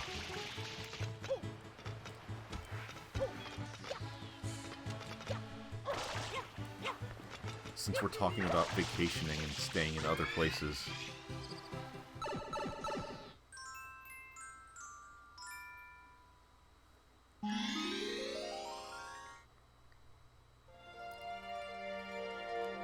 I miss hotels, but I absolutely do not want to be in one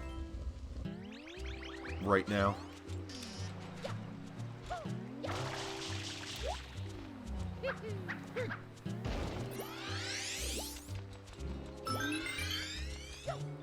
That was already an experience, you know, staying in hotels or motels or whatever, where you kind of have to put the amount of germs in that place out of your mind. Got all the coins here, so.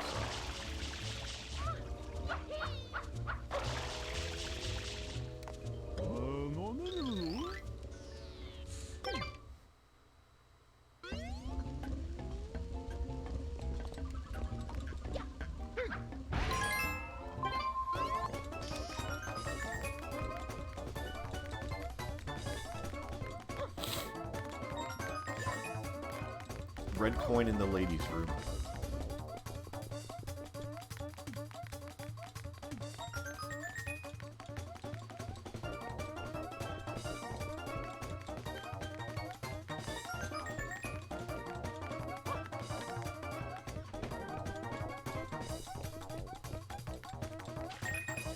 Yeah, I got the red coin here by the pool.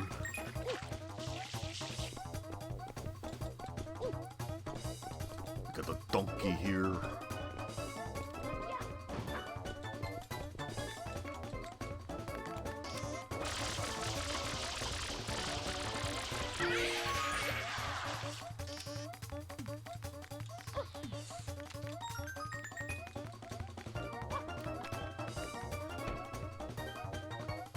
Most hotels still have housekeeping that at least does relatively thorough cleanings for hours on end. Blech. Yeah, I mean, it's not like they're going completely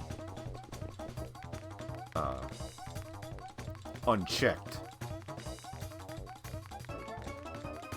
But my own paranoia is far too strong.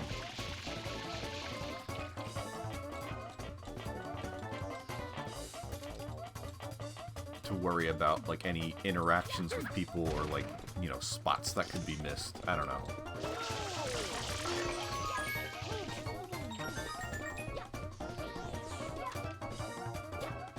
I do miss not having to think about all that.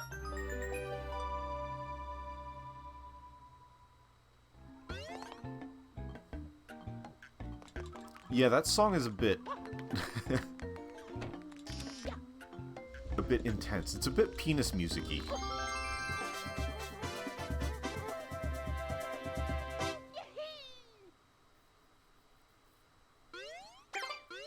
And unfortunately, with this last set of shines, you're going to be hearing that song a lot. I'm sorry to say.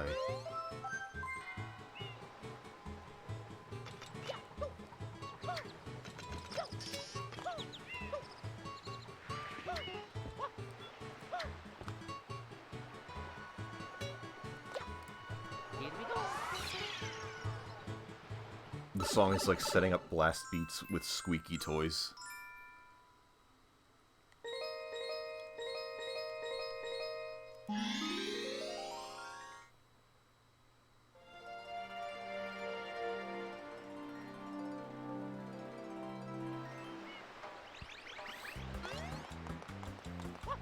More squids.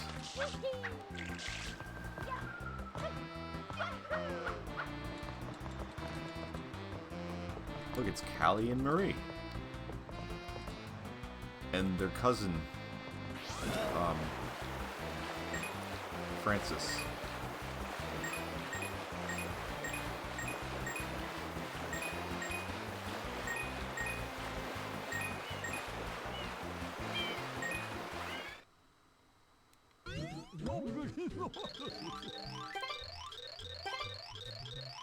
Basically just have to do this a second time.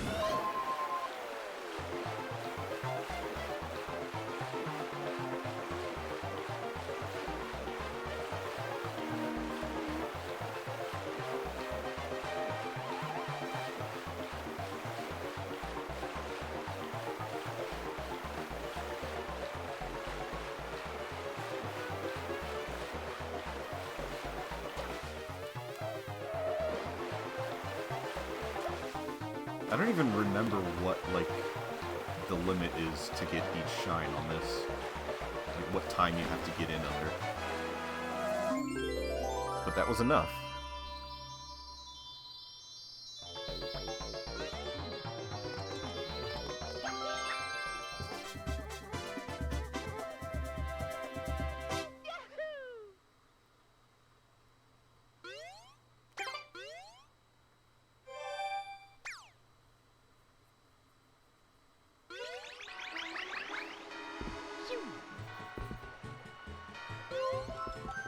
What else should we do?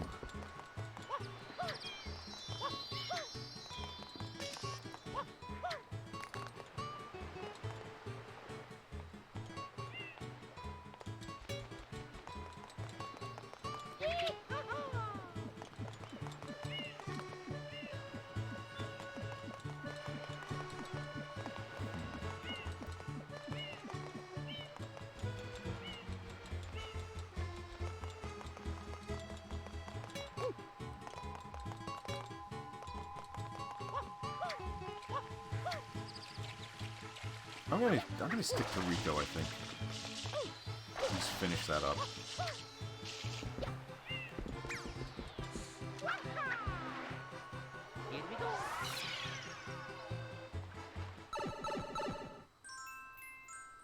Let's do some Yoshi's Fruit Adventure.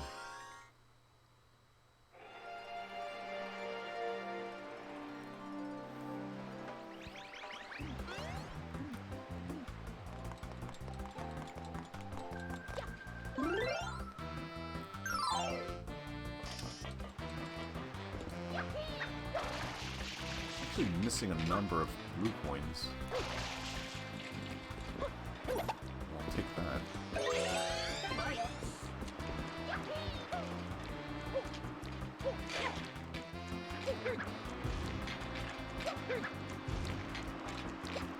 Can you die? Please? Oh, didn't even need it.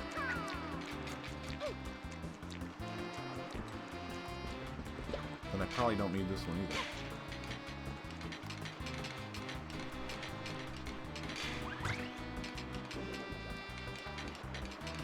That's what happens when you don't stream for 3 months.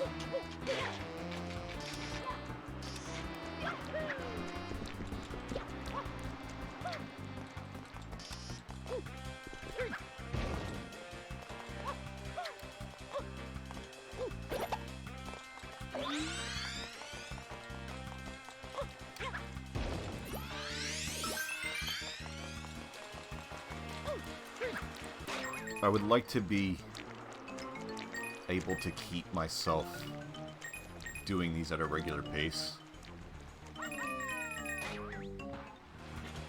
Which the past few have been pretty good.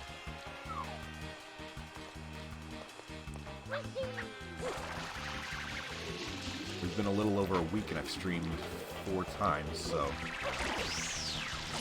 But then I get those periods where I'm just, like, not feeling it for too long. And it gets away from me and it gets a little ridiculous.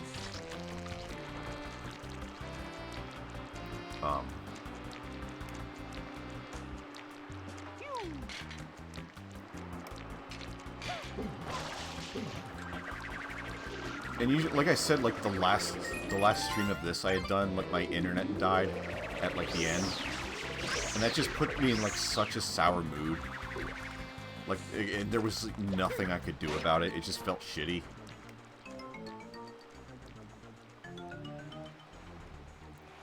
And it's like kind of a self-fulfilling thing where if the stream goes well, I want to stream more, and if the stream goes poorly, then I don't want to do it so much.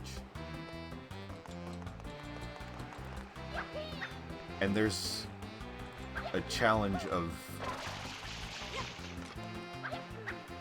you know, at least for me, to just throw these up online and don't look back. Just like once it's done, move on to the next one.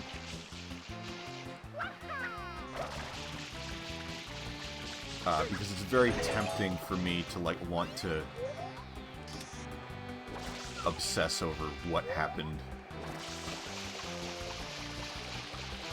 during a stream or like at a particular part, like, oh, how did this go? How did this sound? You know, all that kind of stuff. And it's like better to just put it on the web and forget about it. What's done is done.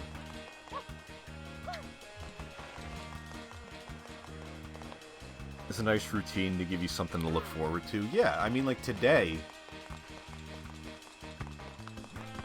I just really felt like doing it. And there are other days where it's like, yeah, I want to stream, but I also feel kind of like apprehensive about it. And then there's obviously the days where like I don't want to do it at all. So it's nice to have a day like this where it is like, oh yeah, this is something I know for sure I want to do this. And it's not like I'm spending all day like kind of working myself up to it.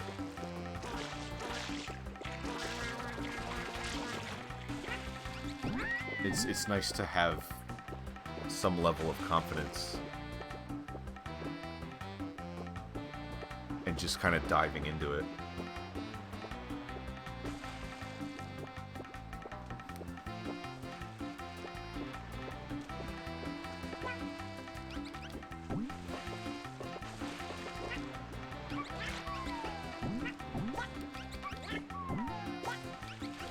This is...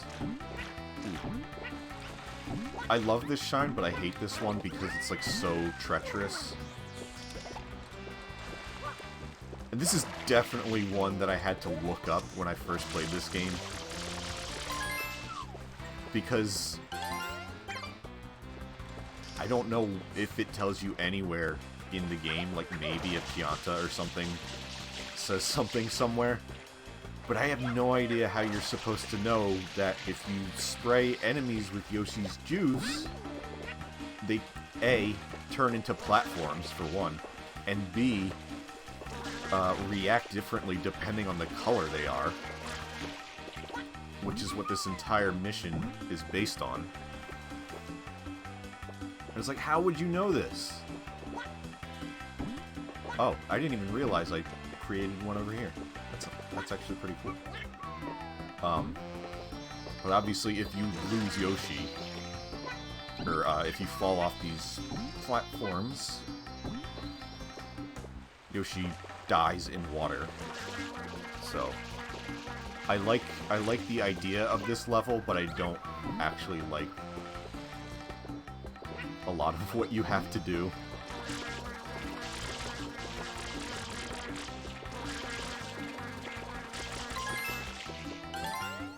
yummy Starburst. Yeah, I know. It looks exactly like the pink Starburst.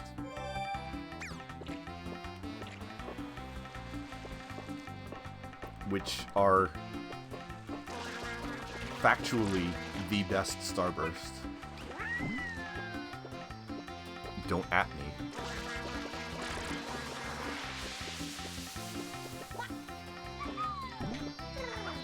That was not too bad. I did not...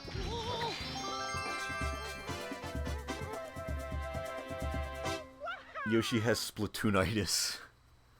I really am surprised that there was never some kind of, you know, crossover with, like, specifically Mario Sunshine stuff and Splatoon. I would have loved to see that. It feels so obvious.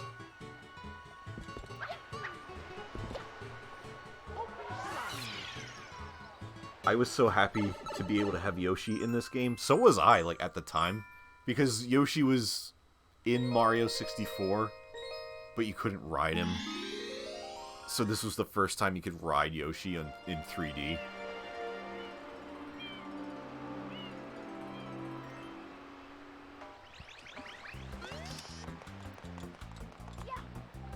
And I do really like the Yoshis in this game specifically, like the different colors based on what fruit you give him.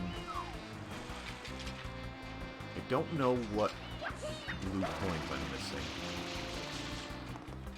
Although I do think one is up that blooper in the cage.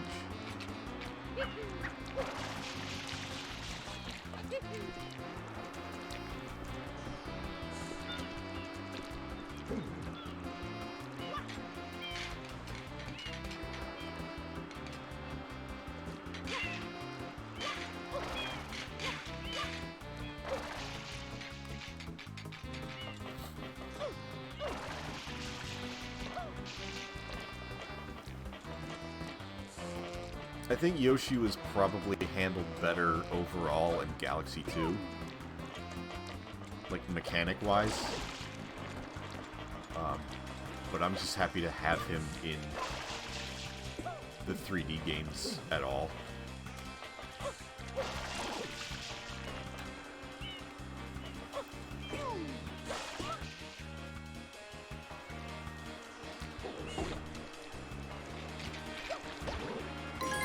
Yep. What time is it?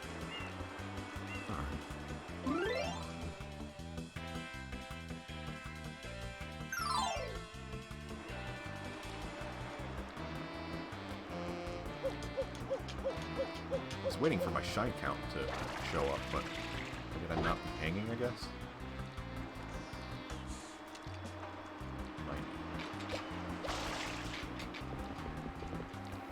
Oh shit. I think, guys, I didn't come over here and eat this spider on the previous mission, did I? I genuinely already forgot, I'm sorry. I think that's the last blue coin I need.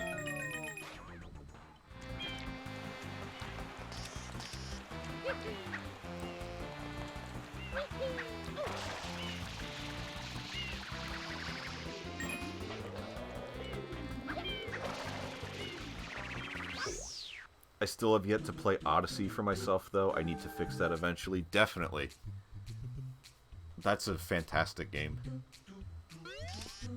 And it feels more in line with this and Mario 64 compared to, like, Galaxy. It's different, but I really loved it, so... Which is another thing to stream eventually.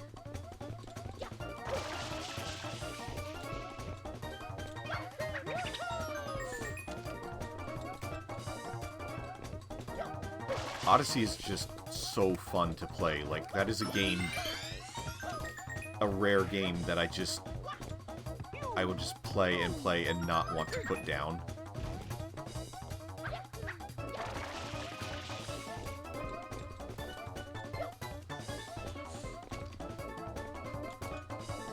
Like, all the moves and, like, tricks you can do, it just feels so cool. They really, like, nailed the physics of that game, and I kind of hope they just stick with that for any future Mario, 3D game.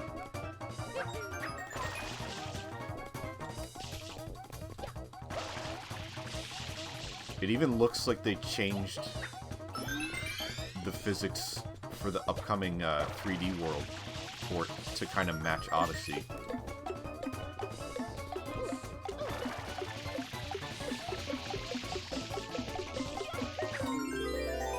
Got it.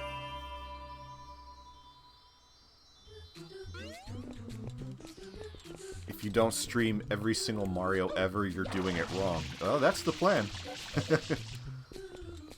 Give me enough time. And hopefully I will do exactly that.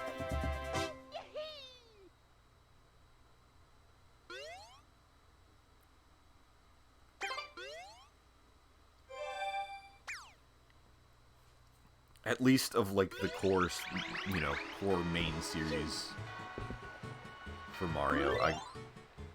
I will get to all of those.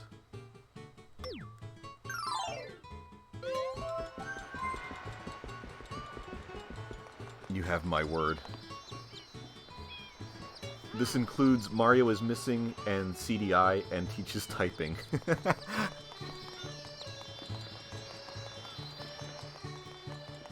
Well, I was considering something like Mario's Missing for April Fools or something.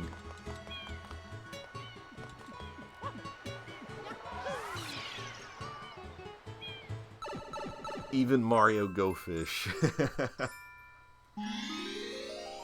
Do you want to play dominoes?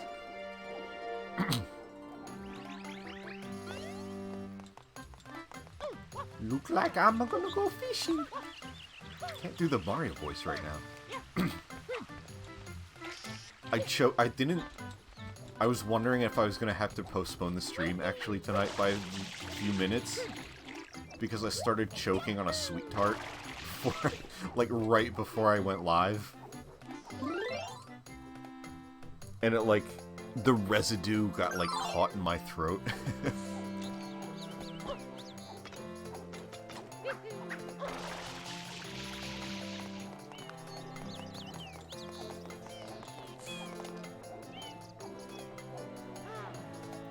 Granddad 7.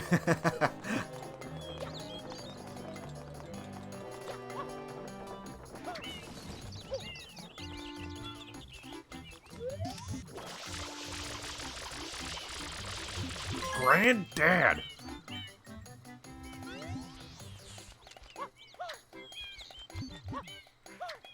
Flintstones.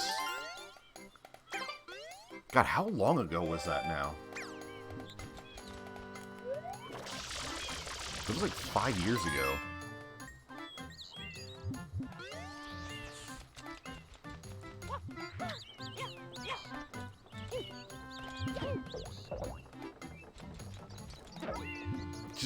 Just run right into him.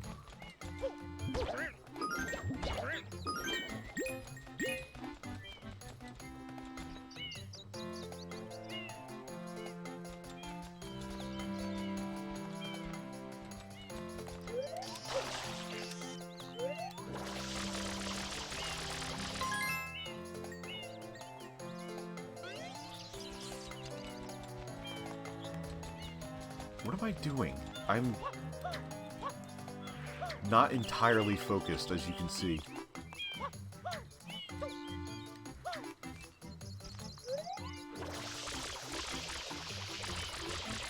It can occasionally be a challenge to, like, follow chat and play a game and split your concentration. And I apologize if I'm, like, really scatterbrained at times during these, because I feel like I am.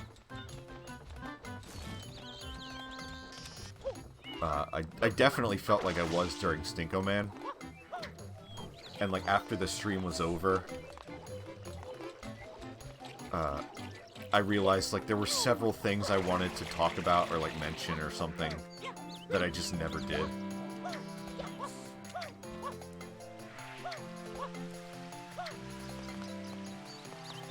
Pineapples.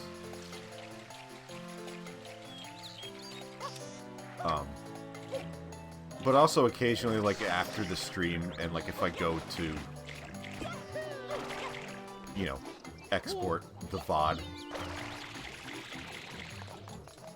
I'll go around to certain bits, and I'll see, like, I've missed certain chat messages that I wish I had responded to, or I wish I had seen.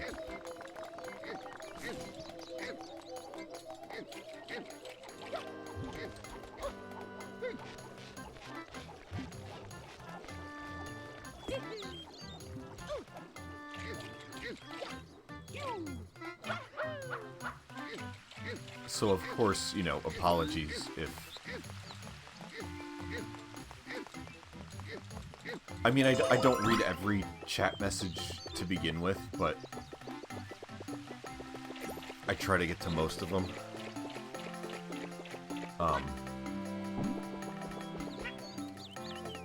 It was actually going fast earlier, though. And such is the power of food chat, I think.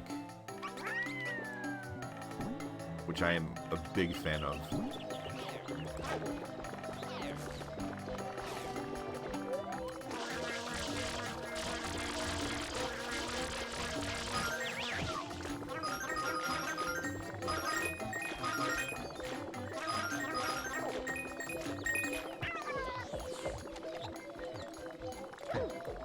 It is hip to eat bees.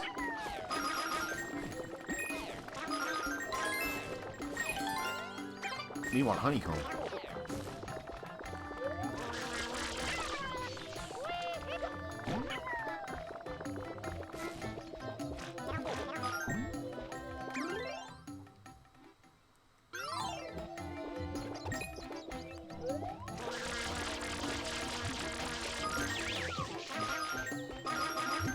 I'm also, we're probably gonna end fairly soon.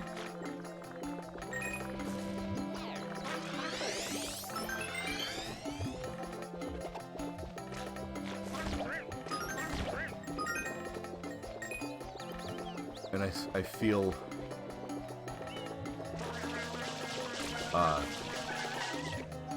actually, like, the past couple streams were, like, exactly the same length. And we are now hitting right about that time again. And I'm cool with that. It's actually kind of like the sweet spot, which was like 2.5 hours.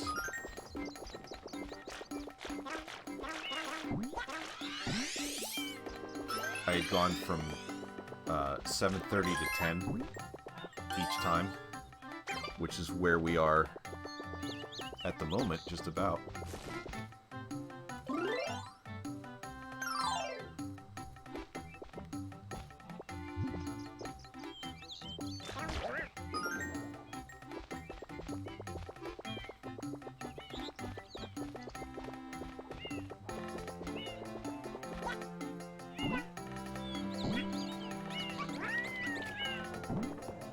But I'm playing this and I'm kind of realizing I don't really want to do this shine tonight.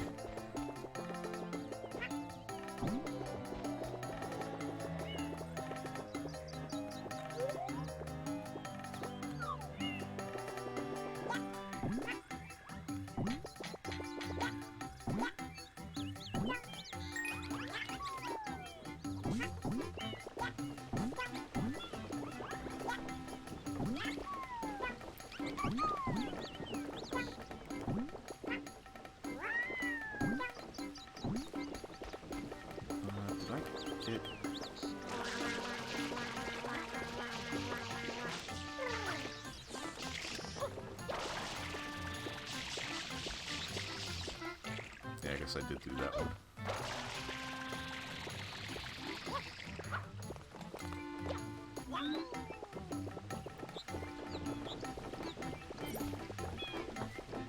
I don't know why I'm taking Yoshi all the way up here. I don't really need to.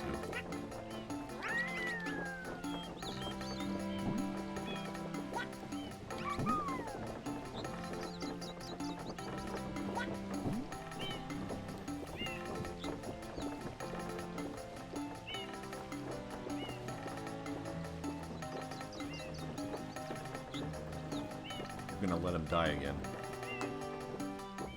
He's hungry. He's hungry and he's angry.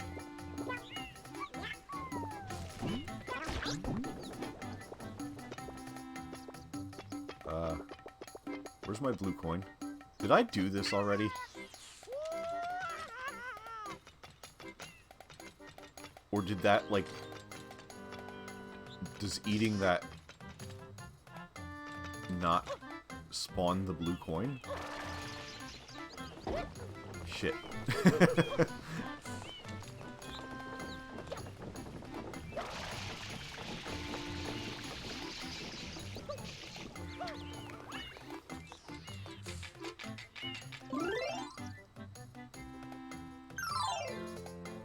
You know what? I'm gonna save that one for next time. But there's a couple, like, quick shines we can do. And then I'll get going.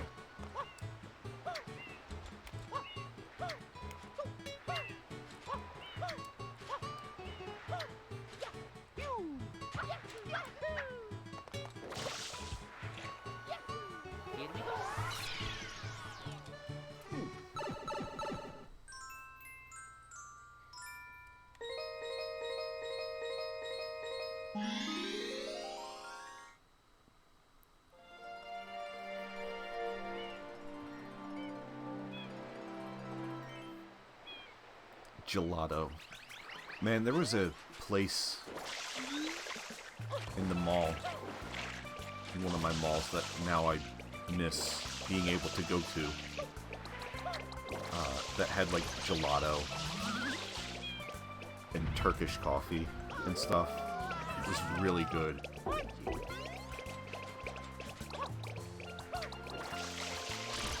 They had this thing where I forget what it's called. I think it's like affogato or something.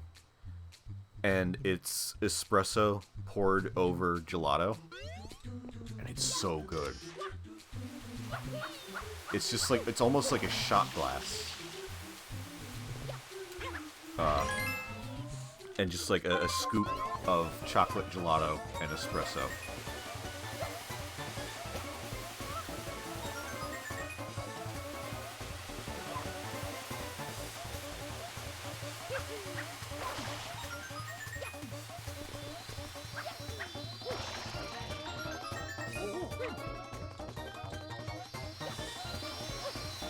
These were never my favorites. Like, I like that you can come back to these areas and you're able to keep flood. But then it's like, okay, do a time to red coin mission. That's your reward.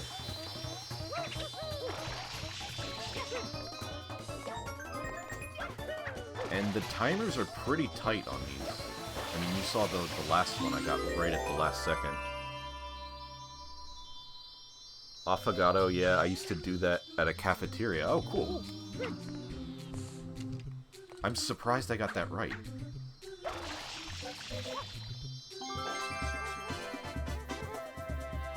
Yeah, I'd actually never seen it until this, like, gelato stand showed up in the mall. And that was only, like, a couple years ago it started. If that.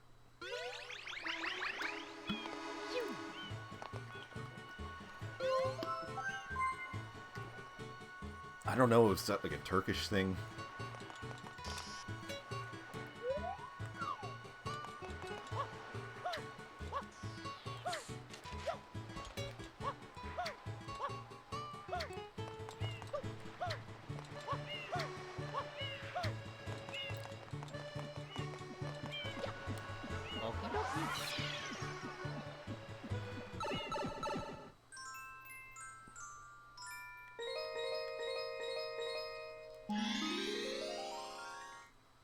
Gelato is pretty delicious for sure. I like how we were talking about, like, not even maybe 10 minutes ago. I was like, oh, it's too cold for ice cream. But then I thought of that, and now I want that.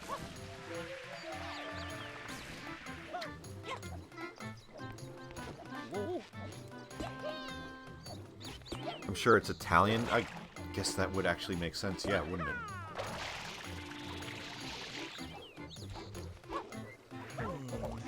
don't even know for sure if I'm saying that right, or like...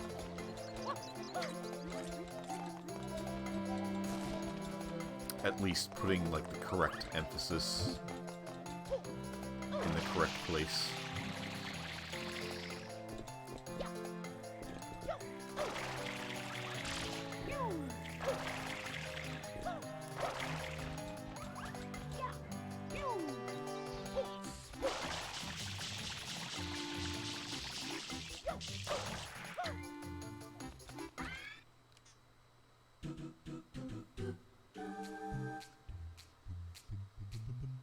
You also want lasagna because we're Italian as fuck.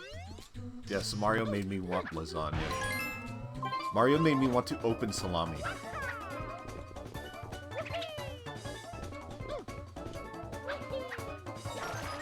I don't think I'm gonna make this in time.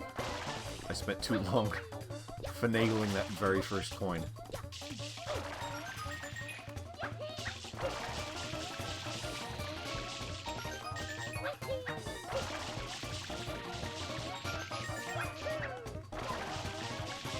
Maybe there's still a chance.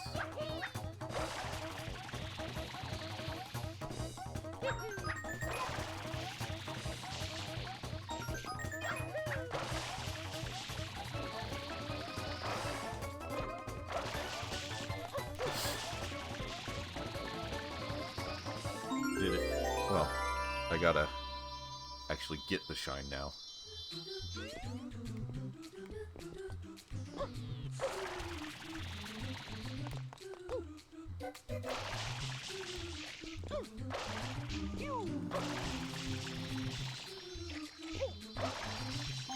You did it.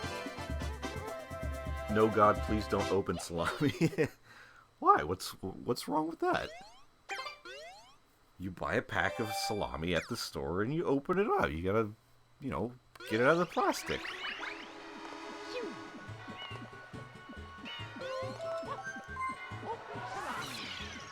It's a good thing Mario is an absolute ninja. I always loved that he was like, you know, dumpy Italian plumber man, old guy. and he can pull off all these crazy moves.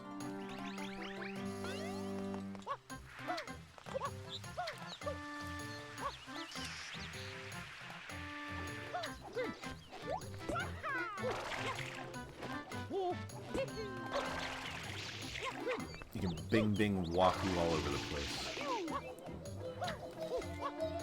I don't remember how that one started, that bing bing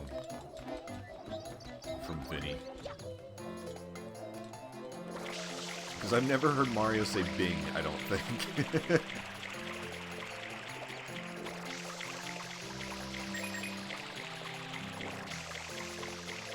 Okie dokie, we're going to Bing.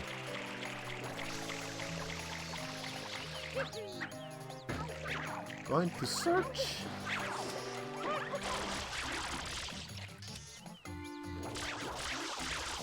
Going to search Bing for a restaurant. And we're going to get a location very, very far away.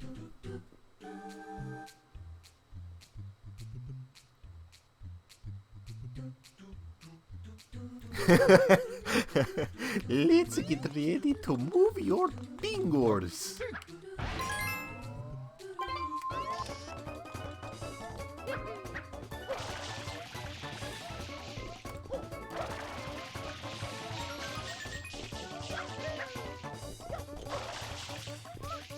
You want typing? Wario teach you typing.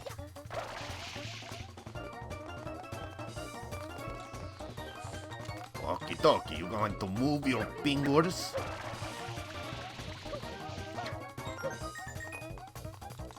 And you're going to pay me $20 to do so. That is the fee.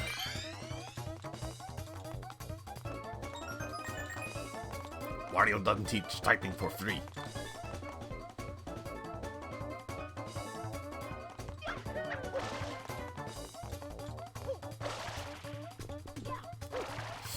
That's not a good place to be.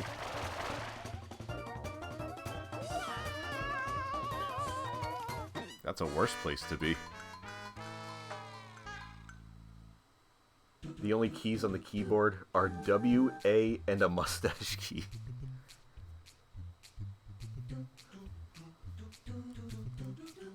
Okay, level 1. You're going to type wah wah wah wah wah.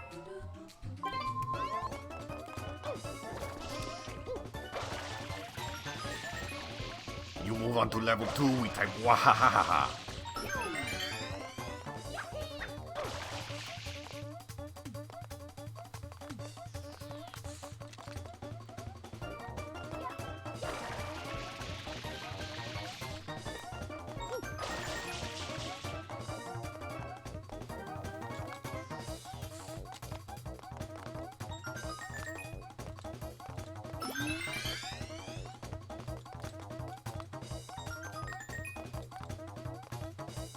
I thought you could salvage that. I might have been able to. It didn't, I don't know. If I could, like, have gotten back on, like, a platform or something, I probably would have ran out of time anyway.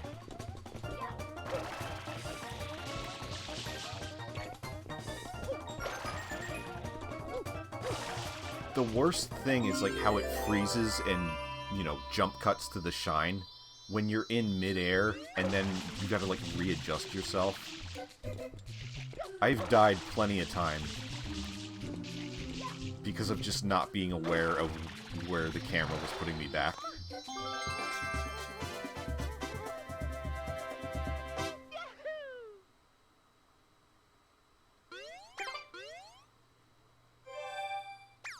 I will do one more, and then... Oh, we got blue coins to spend. Okay, I'll do one more, and I'll spend blue coins, and we'll see. That'll give us, like, 102, I think.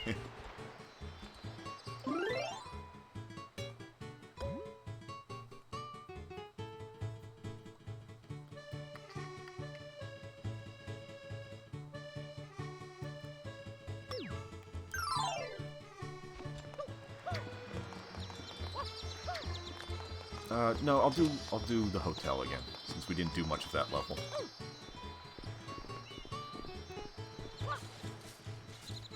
Oops.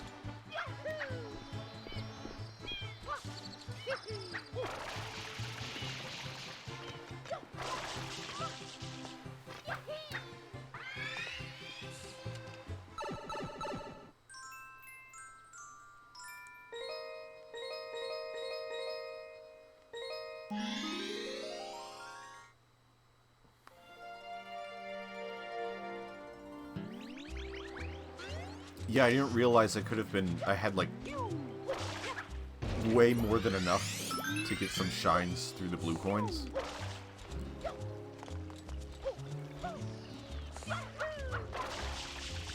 I've just kind of been grabbing them and not paying attention to how many there even were.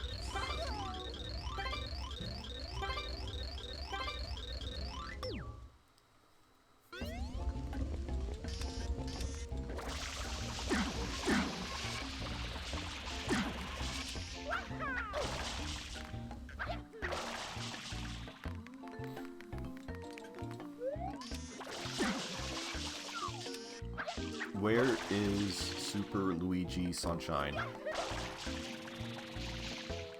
If they ever make a Sunshine, you know, sequel or something, that was cool. That counted, I guess, as going in. They definitely gotta put Luigi in the sequel. It's still a crime that, like, he wasn't playable in Odyssey.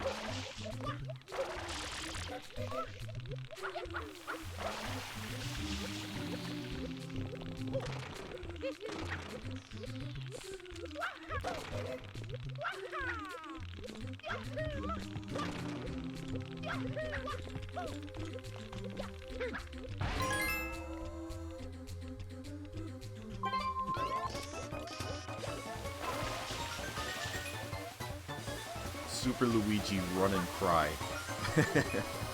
My favorite game. Oh god. Shit.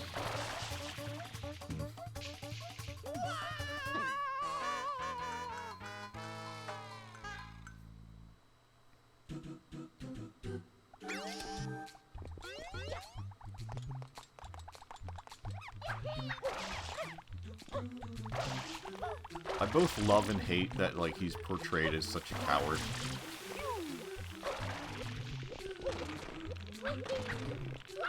Like, on one hand, I relate to that. And on the other, I feel bad. Like, let him not be afraid all the time.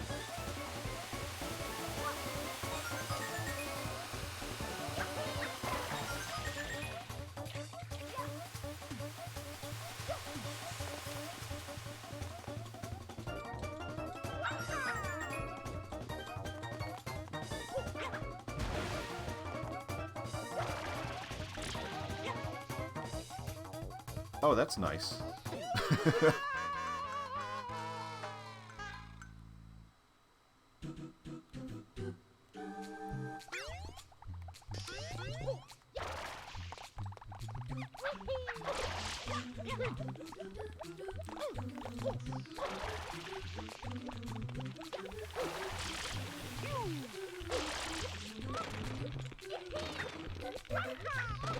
How great would it have been, though, if, like, they didn't advertise it? Like, everybody thought that this port, this 3D All-Stars had, like, nothing really new added to it. But then you beat Mario Sunshine, and you get the "you can now play as Luigi" message from Galaxy.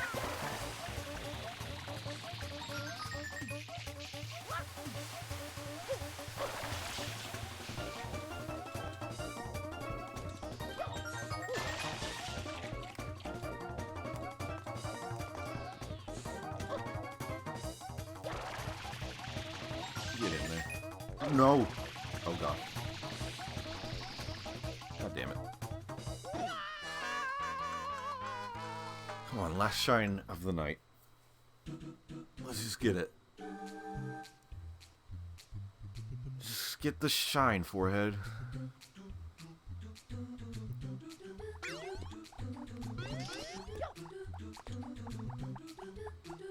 I wish the Mario 64 was like the DS port where you could, excuse me, where you could play as the other characters. Oh, I should pay attention. I actually don't like Mario 64 DS as much as the original. Although it would be nice if they at least had, like, Luigi in it.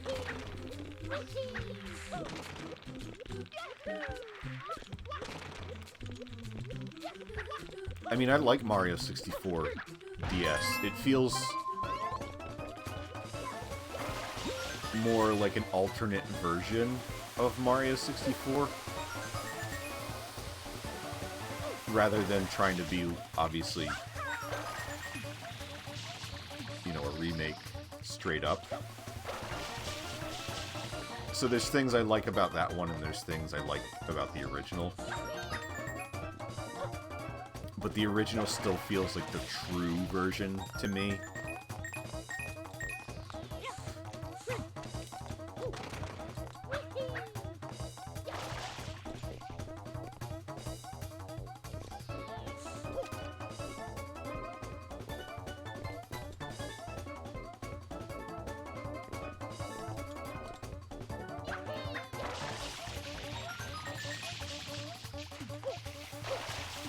Which is kind of why I'm like, I don't even know if I necessarily would have wanted a remake of this,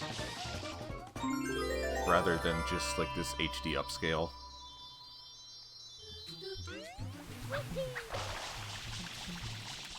So I don't want them to change too much.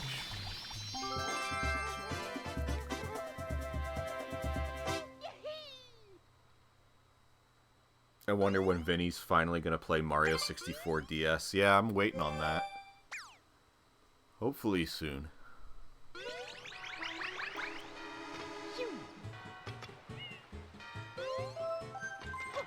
Okay, let's spend our money.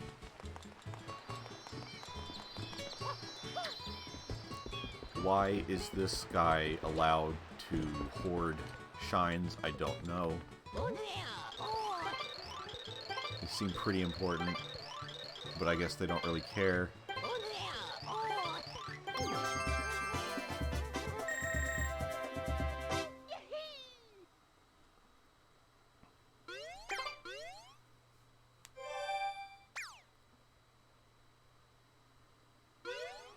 Alright. We don't have that much left. I think we can knock this out in one more stream. If I don't do terribly. He's got the balls to sell stolen goods. Is that a Tanuki pun? That is very good. That is great, Sean. That is a +2. I wish I thought of that.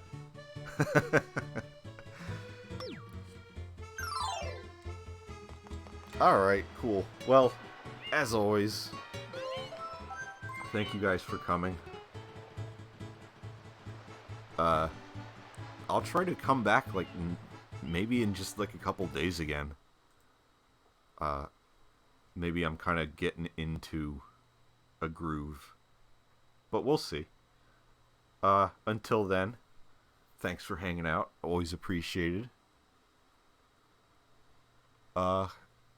And we'll do more later, and I hope you will join me then. But until next time, everybody have a good night. Have a good New Year's just in case. But I might want to be back before then. But yeah. Take care, as always. And goodbye.